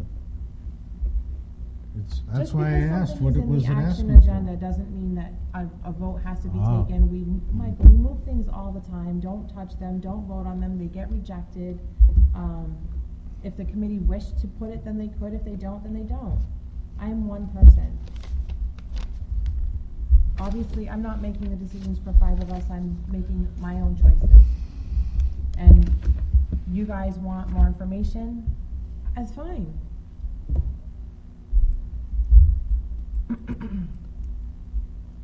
I don't want any more information. That's all. There's a motion on the floor, is it? No, there's not. I thought there was, Oh, I'm yeah. sorry, the It's on table. the table, and I'll second that motion. Sorry. Is there discussion on that? All those in favor? Aye. Aye. Opposed? Opposed? Okay. Moving on. Actually, I should have talked on that motion, but it's over. Why didn't we talk? Well, no, there's just one other point that Do you want? is we there had, something yeah, else? if we could just, even though we have the money in the budget, we now have health insurance, we now have sick time, we have all other things that are attached to that we're gonna own. Not just, oh, we have, it's like this, oh, we have money here, let's hire a teacher. No, we're gonna own a lot of stuff if we bring someone on board. That's all. That's fine. Retirement, I pension. understand that. Thank you for letting me say that. Next item. I think, Yeah. Focus. That's what your budget looks Focus, like now. because you're on the, Mike, it's all blurry. just hit back, Like that. No, this is what. the just hit budget looks backspace then. Back? like. No, I'm showing Oh, what he the budget got it. looks like. No, You he said didn't. there Oh, was yeah. savings, there is no savings. I know. Oh, Yeah, wait. he's I'll talk like after. blurry. No, that's, What were these? It's blurry from here. I don't think that's gonna matter. Go ahead.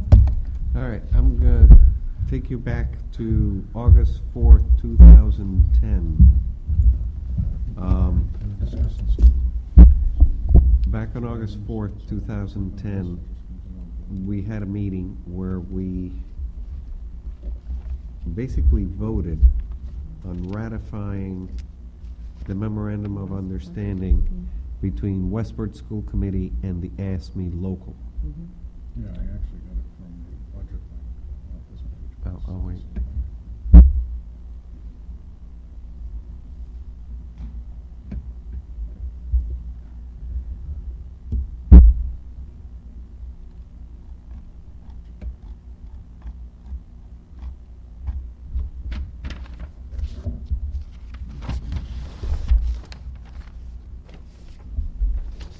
Go ahead.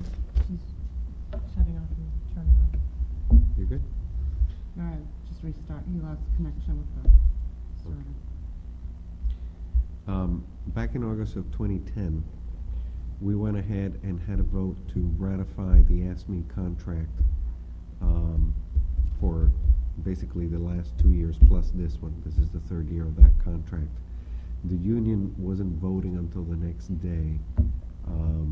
So we signed the ratification, but to be honest, I don't think anybody thought about it. The union went ahead and signed the actual document on the next day after they ratified, and we did not. So when we went to, when I was talking to Amy Aruda, who's now the president of the ASME, and said, hey, listen, this is the year we have to start negotiations again, make sure your people know and they're ready, and that the letters will go back and forth to say it's time to negotiate again this spring.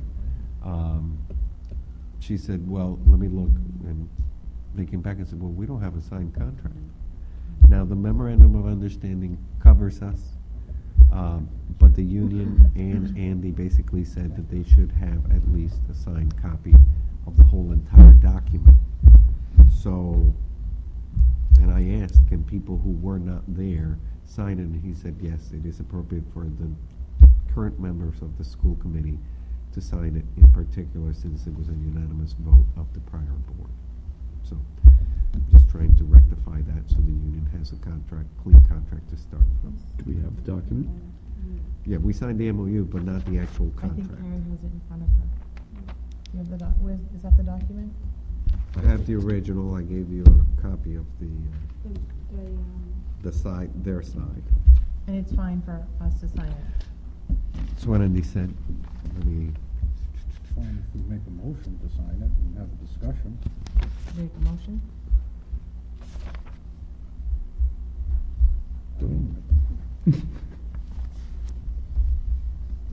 This is some laundry. Yeah.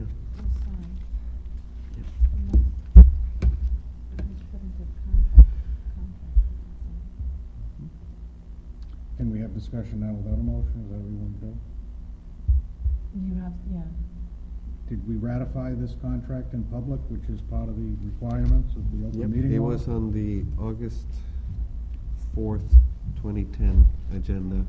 We have the minutes. Basically said it was 5-0 vote. Motion by Larrabee, seconded by, seconded by Bernard. 5-0. The union will vote the MOU tomorrow, August 5th. If the vote passes, the MOU will be made available to the public. What then happens is we take the MOU and insert any of the changes into the actual contract document.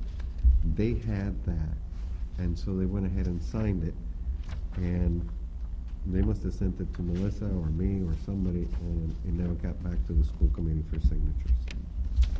I don't think we need to vote because it's already been voted on. It was voted on. Just need to sign it.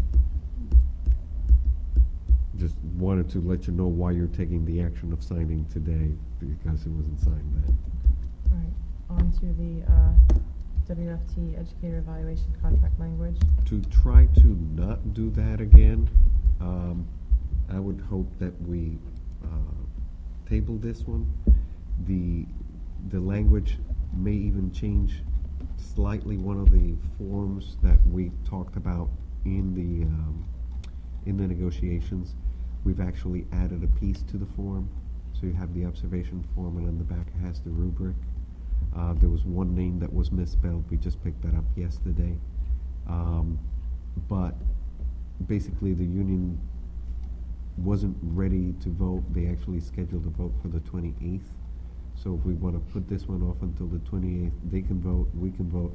We all sign it, and we don't have this problem.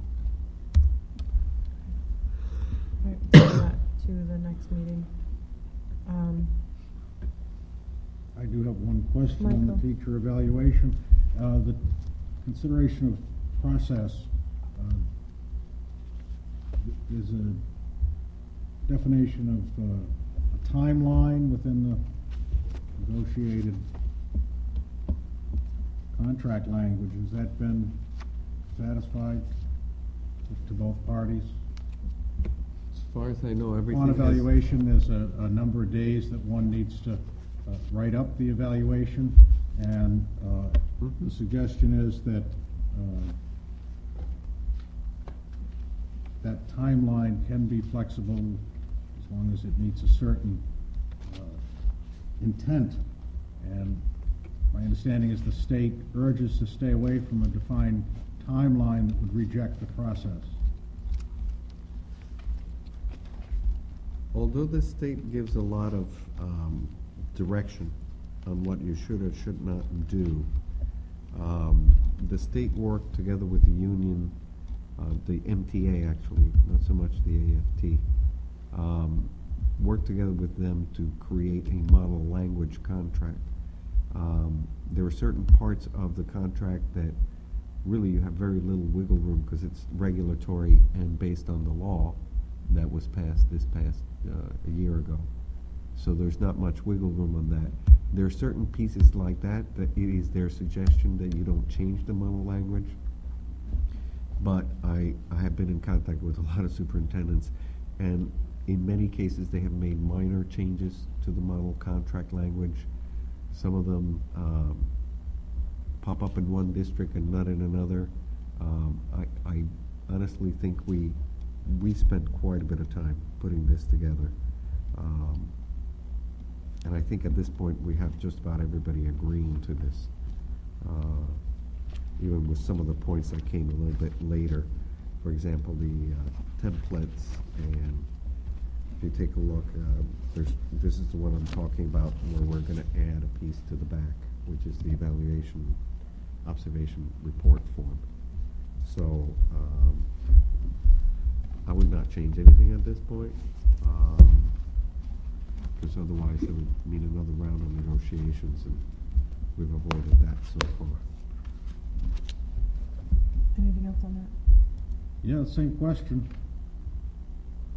How many? Ann was answering that as well. She said yes. We have followed every timeline. So, for instance, by tomorrow, every educator needs to have at least one instructional round or one observation.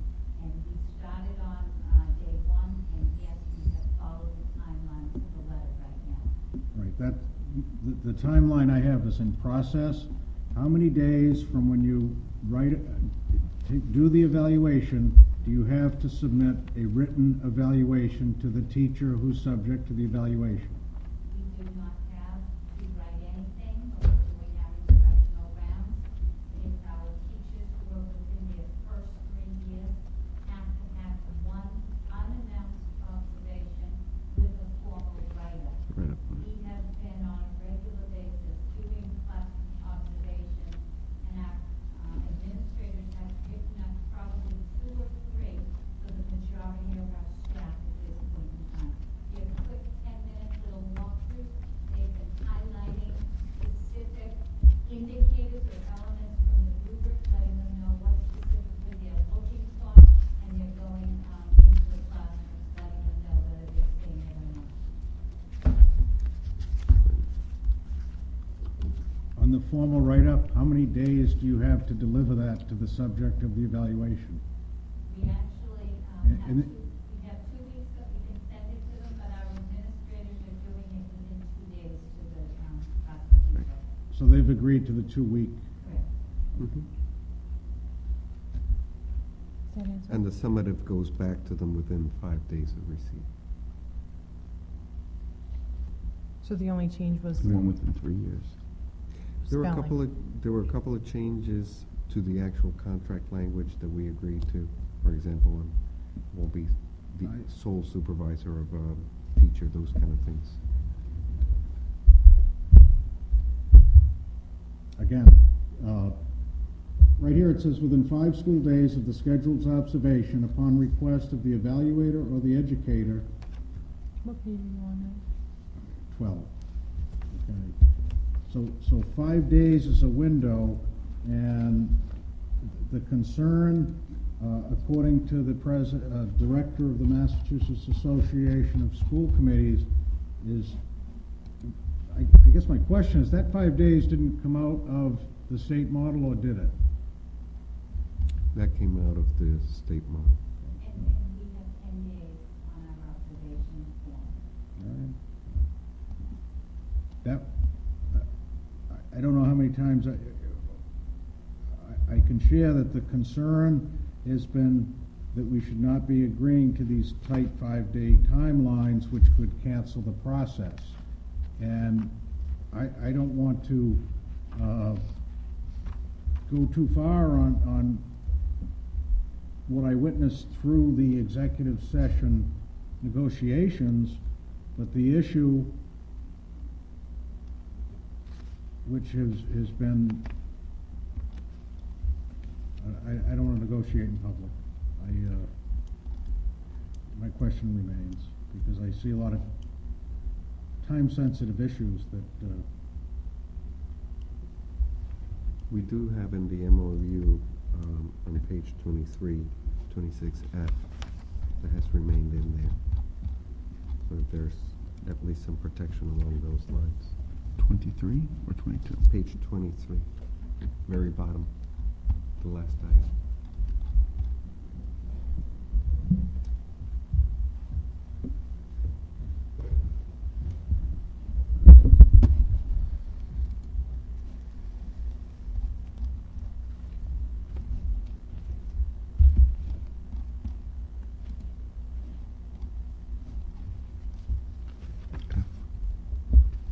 Okay, well, so if we point at the very end of the document, I might ask if there's some new additions to this agreement that came about after representatives of the, or has this come out of the most recent negotiation session? I know we have a timeline tomorrow, but those sessions that I was involved in the negotiation didn't include all this. So either there has been a session that I missed, or my question remains where some of this came from. If it was post-negotiations with school committee members present. No, if you remember, we had basically reached agreements on just about anything. There were a couple of things that we sent back to them to study. One of them was the that 26F language that they came back on a memo back to Andy from Flood and the powers that be, that they were fine with it. They had asked other questions about the stuff we had agreed to, and ended up not wanting to change anything. So what we agreed to pretty much is what we came out of there with. So it hasn't changed much. We did pick up that. The only thing we did add was the rubric, and that was agreed to between the two lawyers and the administration and the union.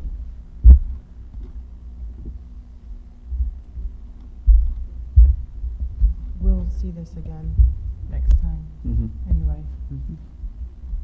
All right, new evaluation tools and process. The one of the things that the school committee had asked for was to go through and provide you with a little bit more information as to how does it work for example, a superintendent. And one of the things I wanted to be able to do. I'm missing the goals. The memo. Did I email it to you? I don't know what I did with it. Do you have it with you? No, but we'll do this if they still want to see them. We can do it afterwards. We can print these out, Karen, if we need to. No, it was a part of this, and I'll explain it as I go through. One of the things that, and it is part of the conversations that I've engaged the state on, other superintendents, the Massachusetts Association of School Committees, the lawyers that were involved in creating the regulations, the law, and the model contract language. One of the issues that has come about is the regulations were first directed at teachers. The regulations and the law were created around teachers, but they wanted to expand it and leave it wide open to call it for administrators. And one of the things they did, which is different between teachers and administrators, is they decided that all administrators should be on a one-year cycle, whereas the teachers are, for the most part, if you're proficient and you have professional status, you're on a 2-year cycle.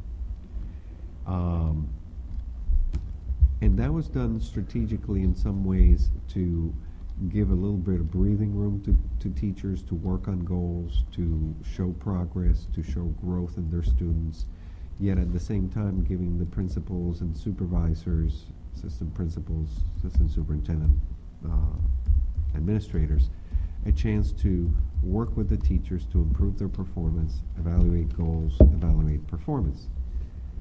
The issue is when you take the request that you use data in order to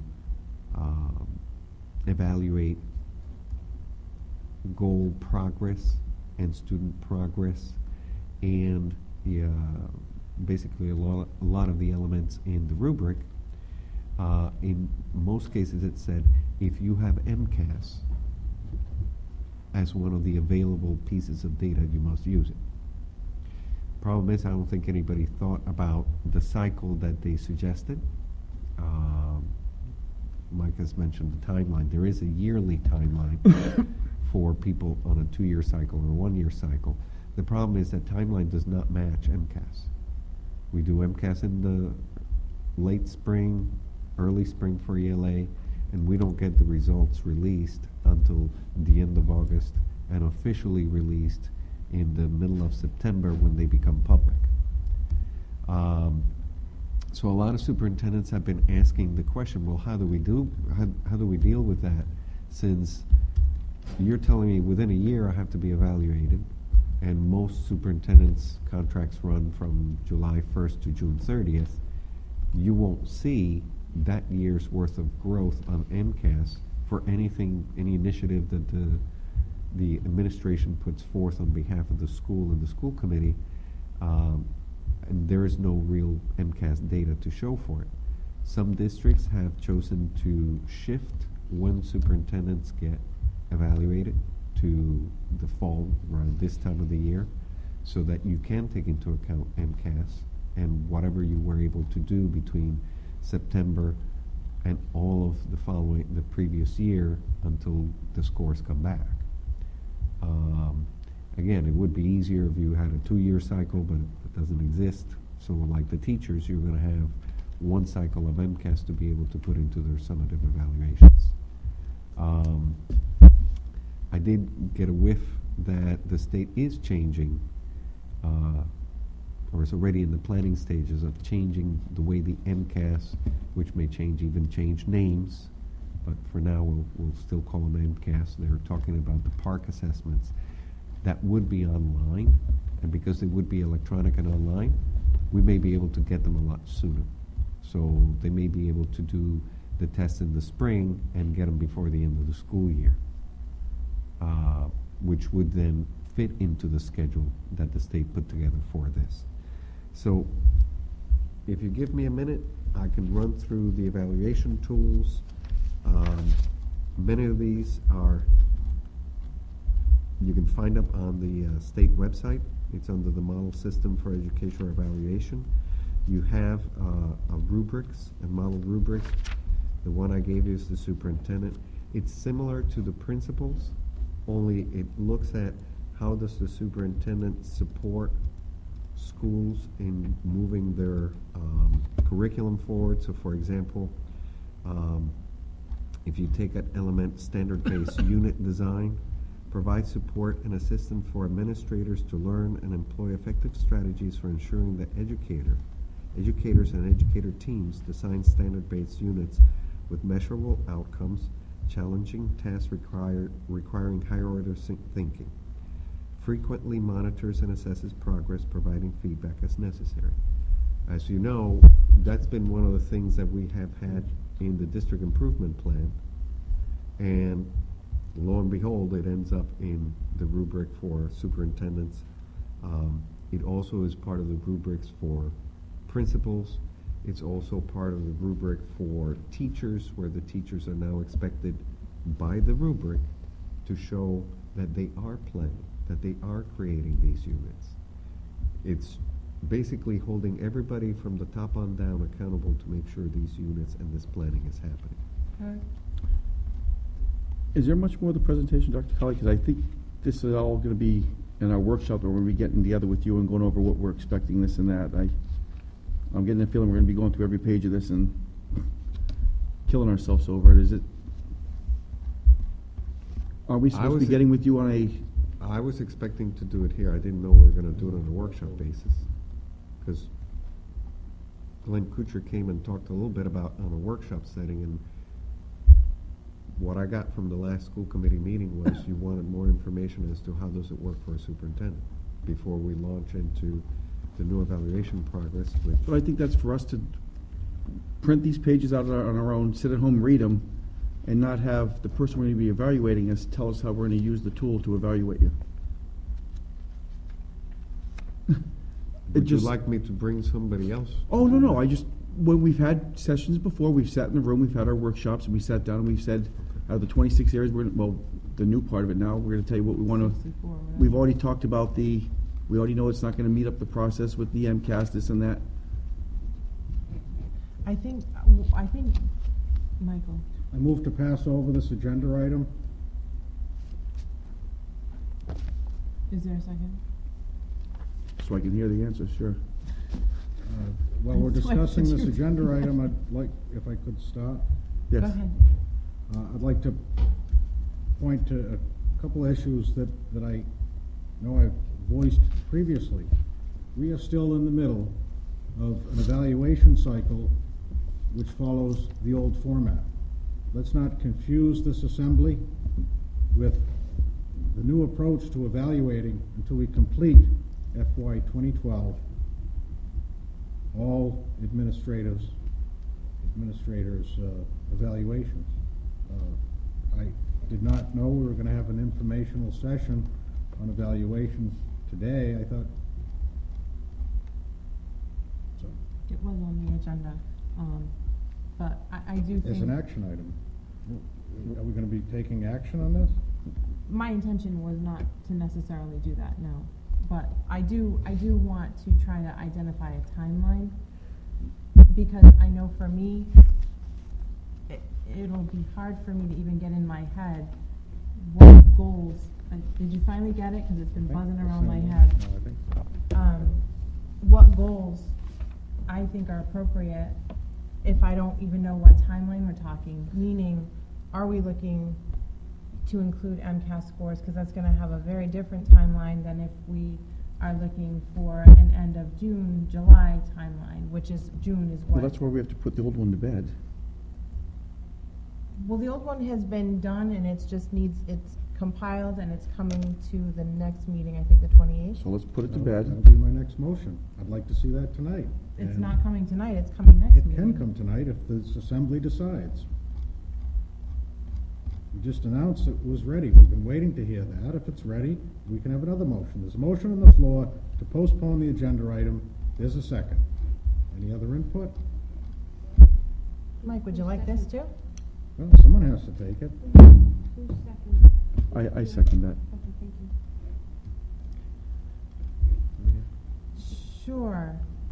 Part of the reason why it's under the action item is because at the last time I brought the goals forward, my takeaway from that meeting was that the school committee needed more information as to the process and the tools.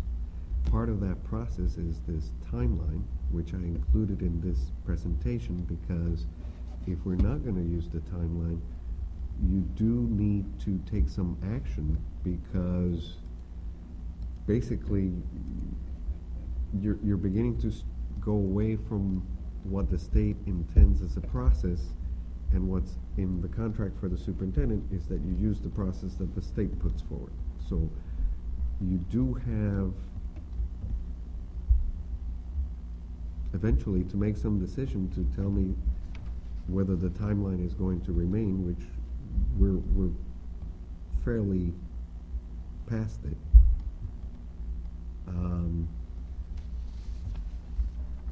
So I'm just wondering what else you need so that we can get this process going, because it is what should be used.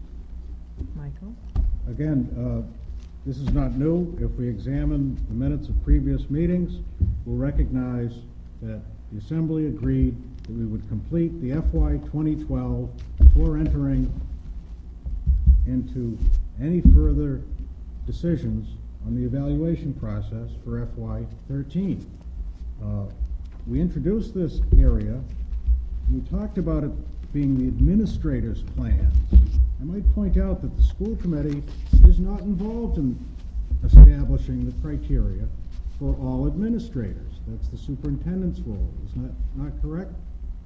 Well, I thought you were just asking about the superintendent evaluation. No, but the presentation started, we talked about the timeline for all administrators, and then we were told minutes ago that the example we're going to discuss is the superintendent evaluation. And then we're going to get into a discussion on the FY 13 superintendent evaluation. We've clearly said, as a vote of this board, or is my recollection, that we would not enter into this discussion until completing the FY 12. Through this discussion on this agenda item, we've just found out that the FY 12 evaluation is complete. So I have a motion after we complete the vote on this. All those in favor? What's the motion? To table this until 12 is completed. All those in favor? Aye. Aye. I'd like to make a motion. Michael, you didn't vote. I think it was obvious. Aye. No. So there's 3-1. Yes.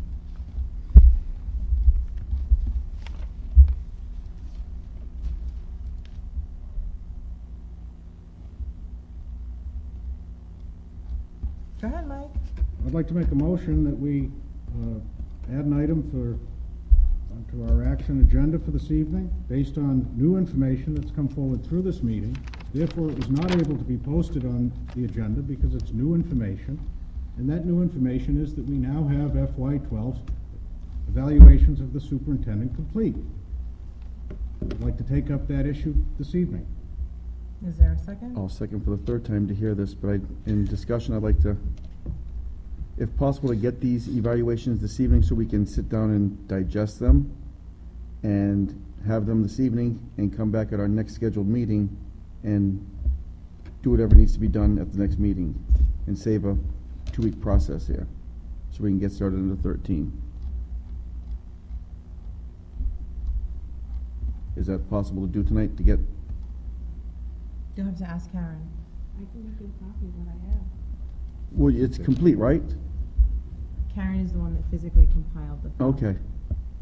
If it's not, it's okay. It was told before that it was completed, so if it's completed, we'd like to have it tonight. If not, as soon as possible. I was under the impression there was supposed to be a summary of sorts, and Okay. there is no summary. Okay, that's fine then. All I have is the compiled, Tabulations. and Okay. that's what I have. So if that's what you would like to Okay. see, I can make you a copy now if you. No, we wanna- can, I'm willing to wait for the final product, but at least have it emailed to us. If it can be scanned in and emailed to us, we can digest it before we sit at a table for the first time, look at it, and have to speak on it. Is that Is there gonna be a off base, or? summary of any kind? What do you mean? At the last one, there was a summary. That's because there were comments made, if I remember correctly, The comments were made, the last year's. last year's. There was a summary at the end because there were comments made during the. Open meeting. Open meeting. And since there were no comments made during the open meeting, there is no summary per se. There's only the Tabulations of it. tabulations of the numbers. Michael? And that's, my recollection is there is no summaries to compile into one report. The next step in the FY12 evaluation process is to take the individual record of evaluations, compile the scores according to the formula. We've been told this evening that's complete. There is no summary to add. The next step is simply to make it a public document. And the motion. Individual documents are actually public. It's, right now, the only one that's not public is the total. Correct, and that's, Yes. the motion is to make this compilation a public document.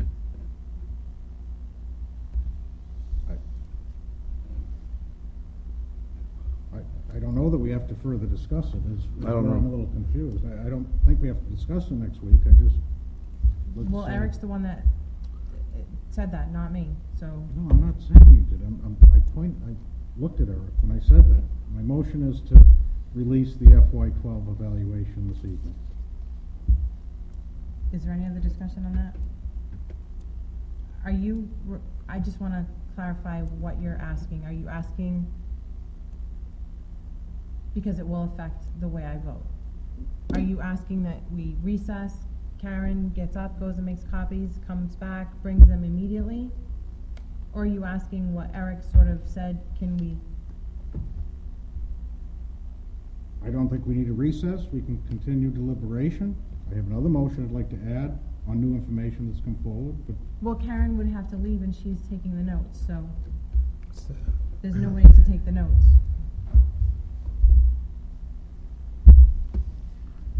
so Okay. recess then yes, the question regarding recess is. Thank you. is That's what I was just trying to clarify. All those in favor of Mike's motion to, what was Mike's motion? To make copies. To and make- I'm finish- asking Make Karen, public. I'm asking Karen to read it.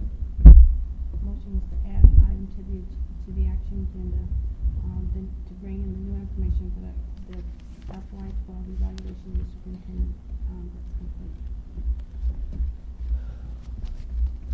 All those in favor? Aye.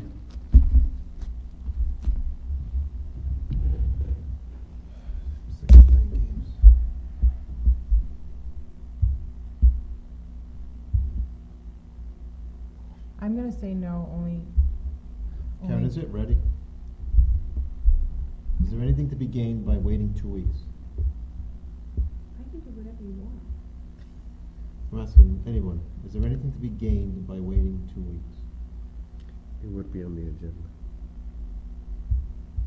It would be on the agenda, Mr. Sullivan, That's not a game. Tony, what's your vote? That's not a game. If it's ready, let's see it.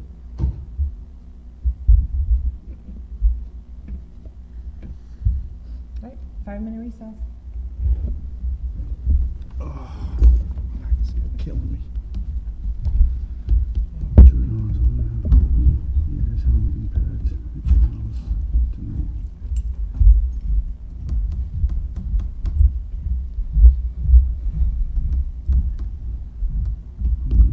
Just for the record, my no was just so that we don't have to make it back and forth.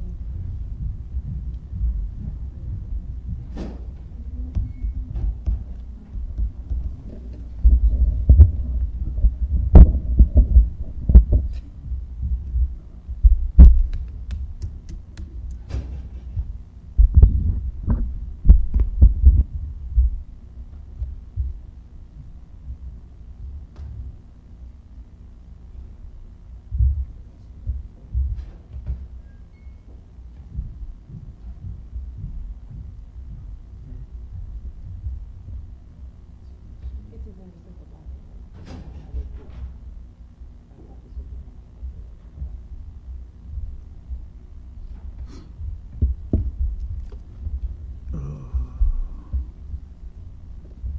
Don't forget we have open cameras, so, and mics.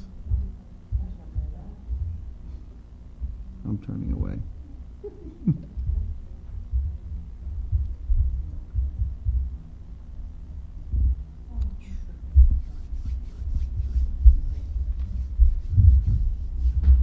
Grab me one.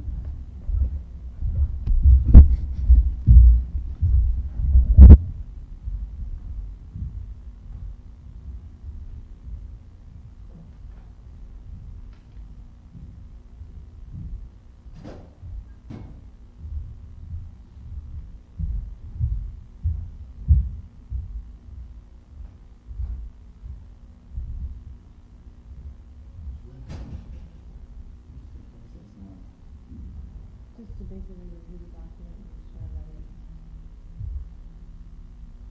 what it should be. Yeah, last year we didn't do that, we looked at, reviewed it, and commented if you had any issues. I think, if I remember correctly, if I remember correctly, there was corrections to the way things were worded, so we can word something last year, so it was asked. There's none of that this year, so. Well, no. Comments this year, so. Right, so it's a little bit different. She took the document and compiled all the numbers, and she, because that's how they recommend it's done, that an outside person do it, unless the chair has to do it, but I just prefer not to do it. So she's the one that took care of it all, and she compiled it all. We came back with suggestions on wording last year on her, and she just went back and reworded it and then put it back out. So it's just, yes, this is the document, this is a compilation of the document.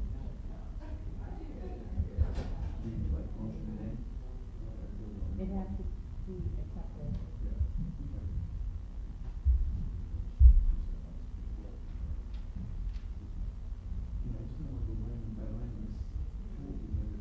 No, I actually agree with you. I think more in my head, I just would like to know where it's based on a time frame.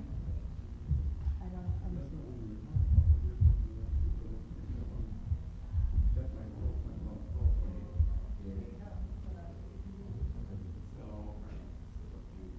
We really can't come up with any rules if we know what. Well, the only thing that makes it different, the only thing that's different is the impact, everything else fits in the timeline. That's the thing. I don't know why it's been so long. It doesn't say you prefer that to be. Yeah, it does. The evaluation state guidelines, requirements, whatever. I can look it up. So we'll have to change that.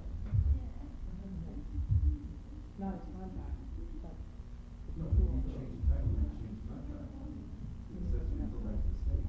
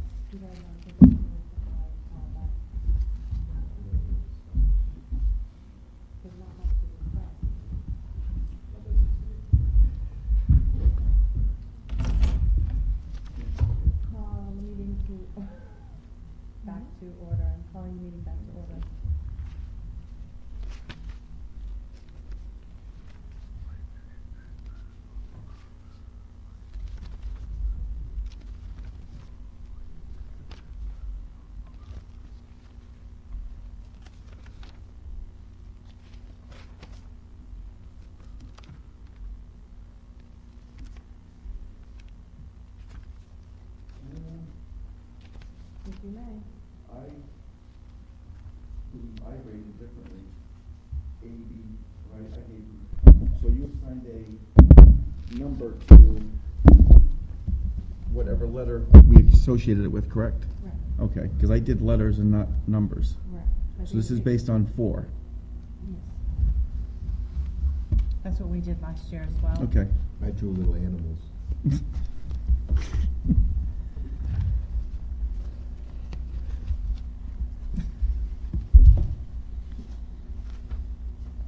Mr. Basketball. Okay.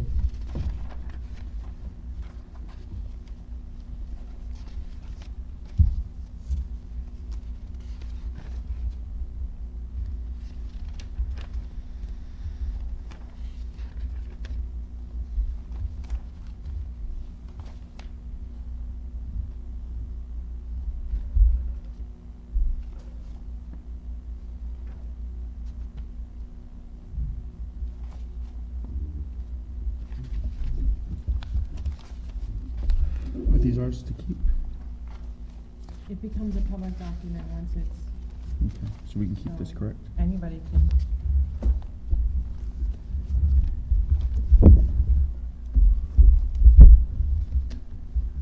Has Dr. Colley had a chance to, have we presented him with it yet? Just did. Okay. I wasn't sure if you did, and I was gonna say we should. Yes, see, from now. Okay.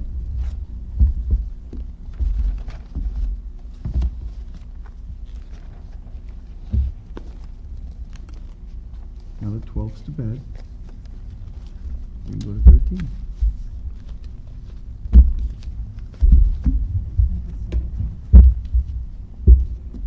Is there a motion to accept this document? The 11-12 evaluation. That would be the one.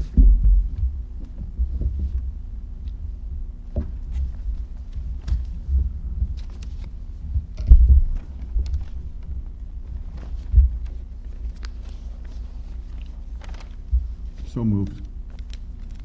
If he, I don't know if he had Is there a second? done it or not.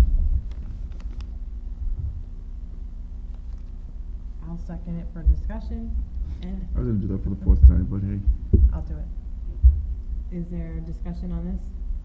Comments? Karen, I know that was a lot of work. thank you. Tedious. All those in favor? Aye. Aye. Aye. Okay, Can we put that to bed. talk about a timeline? And I do have the, What page are you looking at on that tool to get us to that, we're all in the same process here? no, I pulled up the evaluation section of the contract, Oh, okay, um, thank you. which says, it talks about the old language, which would have had to do with this one, but then it says that the parties to this agreement anticipate that during the term of this agreement, the Commonwealth's Department of Elementary and Secondary Education will promulgate new state regulations regarding superintendent performance evaluations. As such, the parties agree to, as appropriate, review and modify their existing evaluation procedure and instrument to ensure compliance with any such state regulations. When would, can I take a Yeah. check? If we were to use, I think we should use MCAS as a major part of, and that's the whole purpose of being a superintendent of schools. If we were to use MCAS as a evaluation product, when do we need to start the process? What is the timeline, Dr. Colley, that would be when they actually get results, when we actually can see results and formulate, what's the new timeline looking like towards you? You would see results in usually mid-September, somewhere around the 15th. So you're looking more like This a year was September a to... little later because... If I could, I'd like to advise you that the DESE is speaking to an electronic system. I don't know if that will be this year, but if implemented, it would come out that much quicker. Yeah, So they're it's not saying no. expected. That was basically one of the things that, What I was told is that they may have electronic readers, still pencil tests this year, but that can be submitted into a reader, and your results would be almost instantaneously. Well, how would that account for the written portions of those tests? If you have really bad handwriting, you're hurt. That's just something that someone from DESE shared with me, and I can ask them those questions. Beth and I just went to a curriculum summit today, and we have not heard that come out from the Department of Ed at all. In fact, the timelines are still having us test the end of May, early June. In fact, just this past weekend, a message came out from the Department of Ed that we are in the middle of retest here at our high school as well as across the Commonwealth. And we had many children finish or working on their MCAS as late as last Friday, but they were going to continue makeups into this week when inadvertently at the Department of Ed, some of the questions and the answers appeared online. So they have now put a halt even to any further retesting, and they have to sort out now how they're going to finish the retest this session. But as far as right now, the timeline that we're aware is over the course of the summer, we will get, because MCAS is administered in March for the English language arts, we will get that earlier, but the math probably won't be until later summer, and they still are saying. So that's news, so we haven't heard that yet, and we were at a department meeting today. Now, when does some of it is done in March? When does that become available to? Same timeline, So would and it it's be until embargoed September? until sometime between September 15th and usually September 21st. So one of the proposals, even Dr. Colley had proposed with even administrators is, do we want to look at it an October 1 to a September 30th timeline? And at least until the park assessments get here, which is in the year 2014, which again, we will be doing performance-based assessments very early, 75th of the way into the school year, and then the end of the year assessment will be the 90th percentile into the year. We will definitely have all of the information. They're saying perhaps as early as when you break for summer vacation, depending on how late into June you go. But until that point in time, we're maybe realistically looking at perhaps an October 1 to a September 30th evaluation cycle. Thank you. And that would also help. Is that what you're planning on doing, Dr. Colley, with the administrators? Are you changing their cycle? we haven't discussed it at that level, because at this point, we're just trying to create goals and plans for how to accomplish those goals. Okay. But I guess We how could. do you create It's- goals if you don't know? What you're going to be goaling on? Well, there could be other goals. No, but that would be, if you're going out beyond MCAS, then that is one of your goals. But they have the data in August. We also Right. get the data earlier. They get it. We just can't see it Good yet. point. Right, so They we get to see it a have, lot we earlier. have the data, we're Good aware of point. it. And the administrators this year, myself included, Beth, a recommendation for the superintendents too, as well as one student growth goal, as well as one professional practice goal. So many of our administrators, their professional practice goal this year is really, quite frankly, getting the evaluation cycles up and running and really perfecting and refining how well they're doing this new educator evaluation.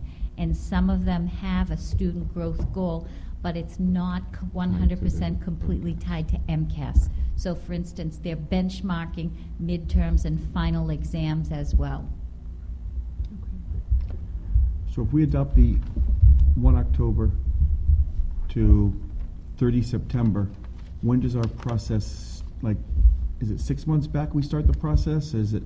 Well, no, the process. We should be well past it by now then. Well, no, the process starts with a self-evaluation, which is kind of the work that I do in the summer with the administrators looking at the district improvement plan. From that work, I create goals for the district, and from those goals for the district, I propose goals for myself, that would be the October 1st deadline, which is why I Based hurried on up to try to June. get goals to you So we're already guys, a month thinking and a how half behind. That was based on June 1st through June 11th Right, timeline. and then from that point, then you put together a plan on how you're gonna meet those goals. In many cases, the plan will look very similar to what's in the district improvement plan, because that's what I'm trying to accomplish for the Mhm. year. And then somewhere in the middle of the year, probably January, February, you would have a formative evaluation, which is basically how am I doing towards those goals? What data do I have? What data do you guys have? Discuss that. Mid-course correction if you need it, suggestions, ideas, how to get to June. In this case, it would be, through the summer. What it does give you is the ability to then capture some of the things that tend to happen over the summer anyway, like coursework and doing trainings and working with staff on units, working with staff on looking at the curriculum and aligning it, those kind of things that happen during the summer. Michael, you had your hand up. Yeah, my recollection, and it kind of parallels what's going on at the other administrative level, is that the next step for us was to establish the matrix of goals, to narrow the scope of the matrix that the state has offered. They've given a big, huge list of 60-odd points that can be evaluated on. Regardless of the timeline, I believe we can forge ahead. I might suggest we independently submit those areas that we feel are appropriate. If there's consensus, then,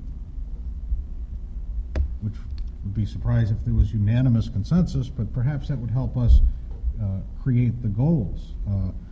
Then, upon achieving that, we would have to reflect on the timeline and possibly the adjustment to the release of information such as MCAS, because that has been identified in our discussions as problematic for being able to evaluate timely the way that they release them now. So I was also surprised that that this individual from DESE talked about a online system or a pencil-based with scanners as early as this year. 2 points. I'm actually going to act like Mike this time. Are we putting back the evaluation process back on the table? Because we did just vote it off. I voted no. Okay, but we tabled it. So can we untable it now? Because we seem like we're talking about it. Good point. It's getting And once late. it's tabled indefinitely. It's off the.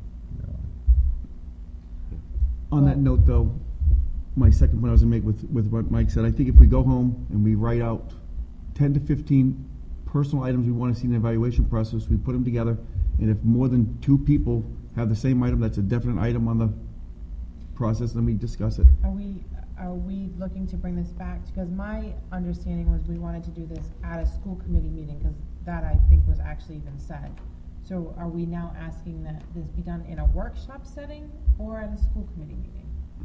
I want to just make that very clear so that we know where. If it's to at a set school this committee up. meeting, I don't think we should have anything else on the agenda, because this tonight brought Then up I after think- 2 hours Then I would is. suggest we do it at a workshop, because we can't just, we have budget stuff coming up and things that we have to tackle too. So Mhm. maybe we need to do this at a workshop, because we need to get this done. Whatever the body as a whole wants to do, I'm for it.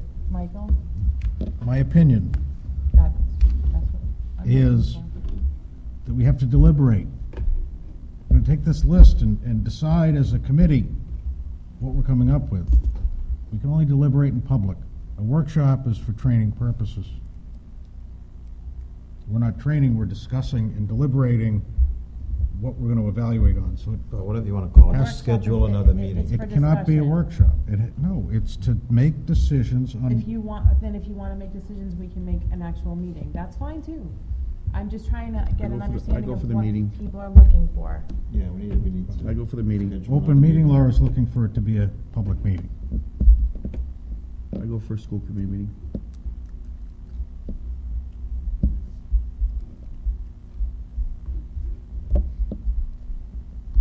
So we can act on it, at least get the ball rolling and. I may suggest, the last couple of pages of the information I provided you, the annual cycle of the educator evaluation, that at least gives you an idea of what it should look like, whether the months move on it or not.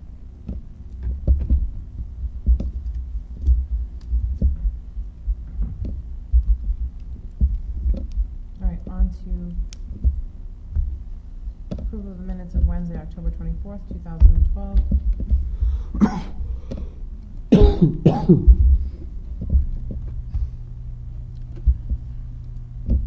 Was I here? Yes.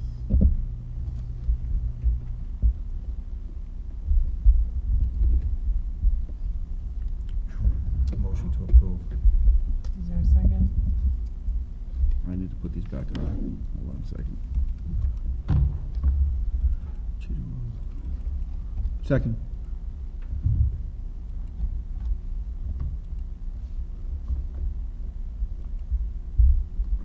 Any discussion?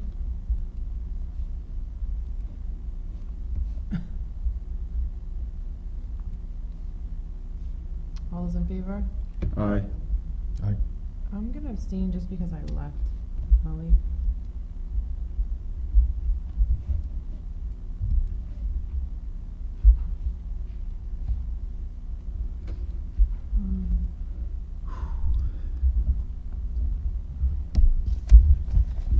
Correspondence. School planning and management. New business. Anything? Obviously. Yeah, the evaluation, yes. Comments and statements from the public? Motion to adjourn?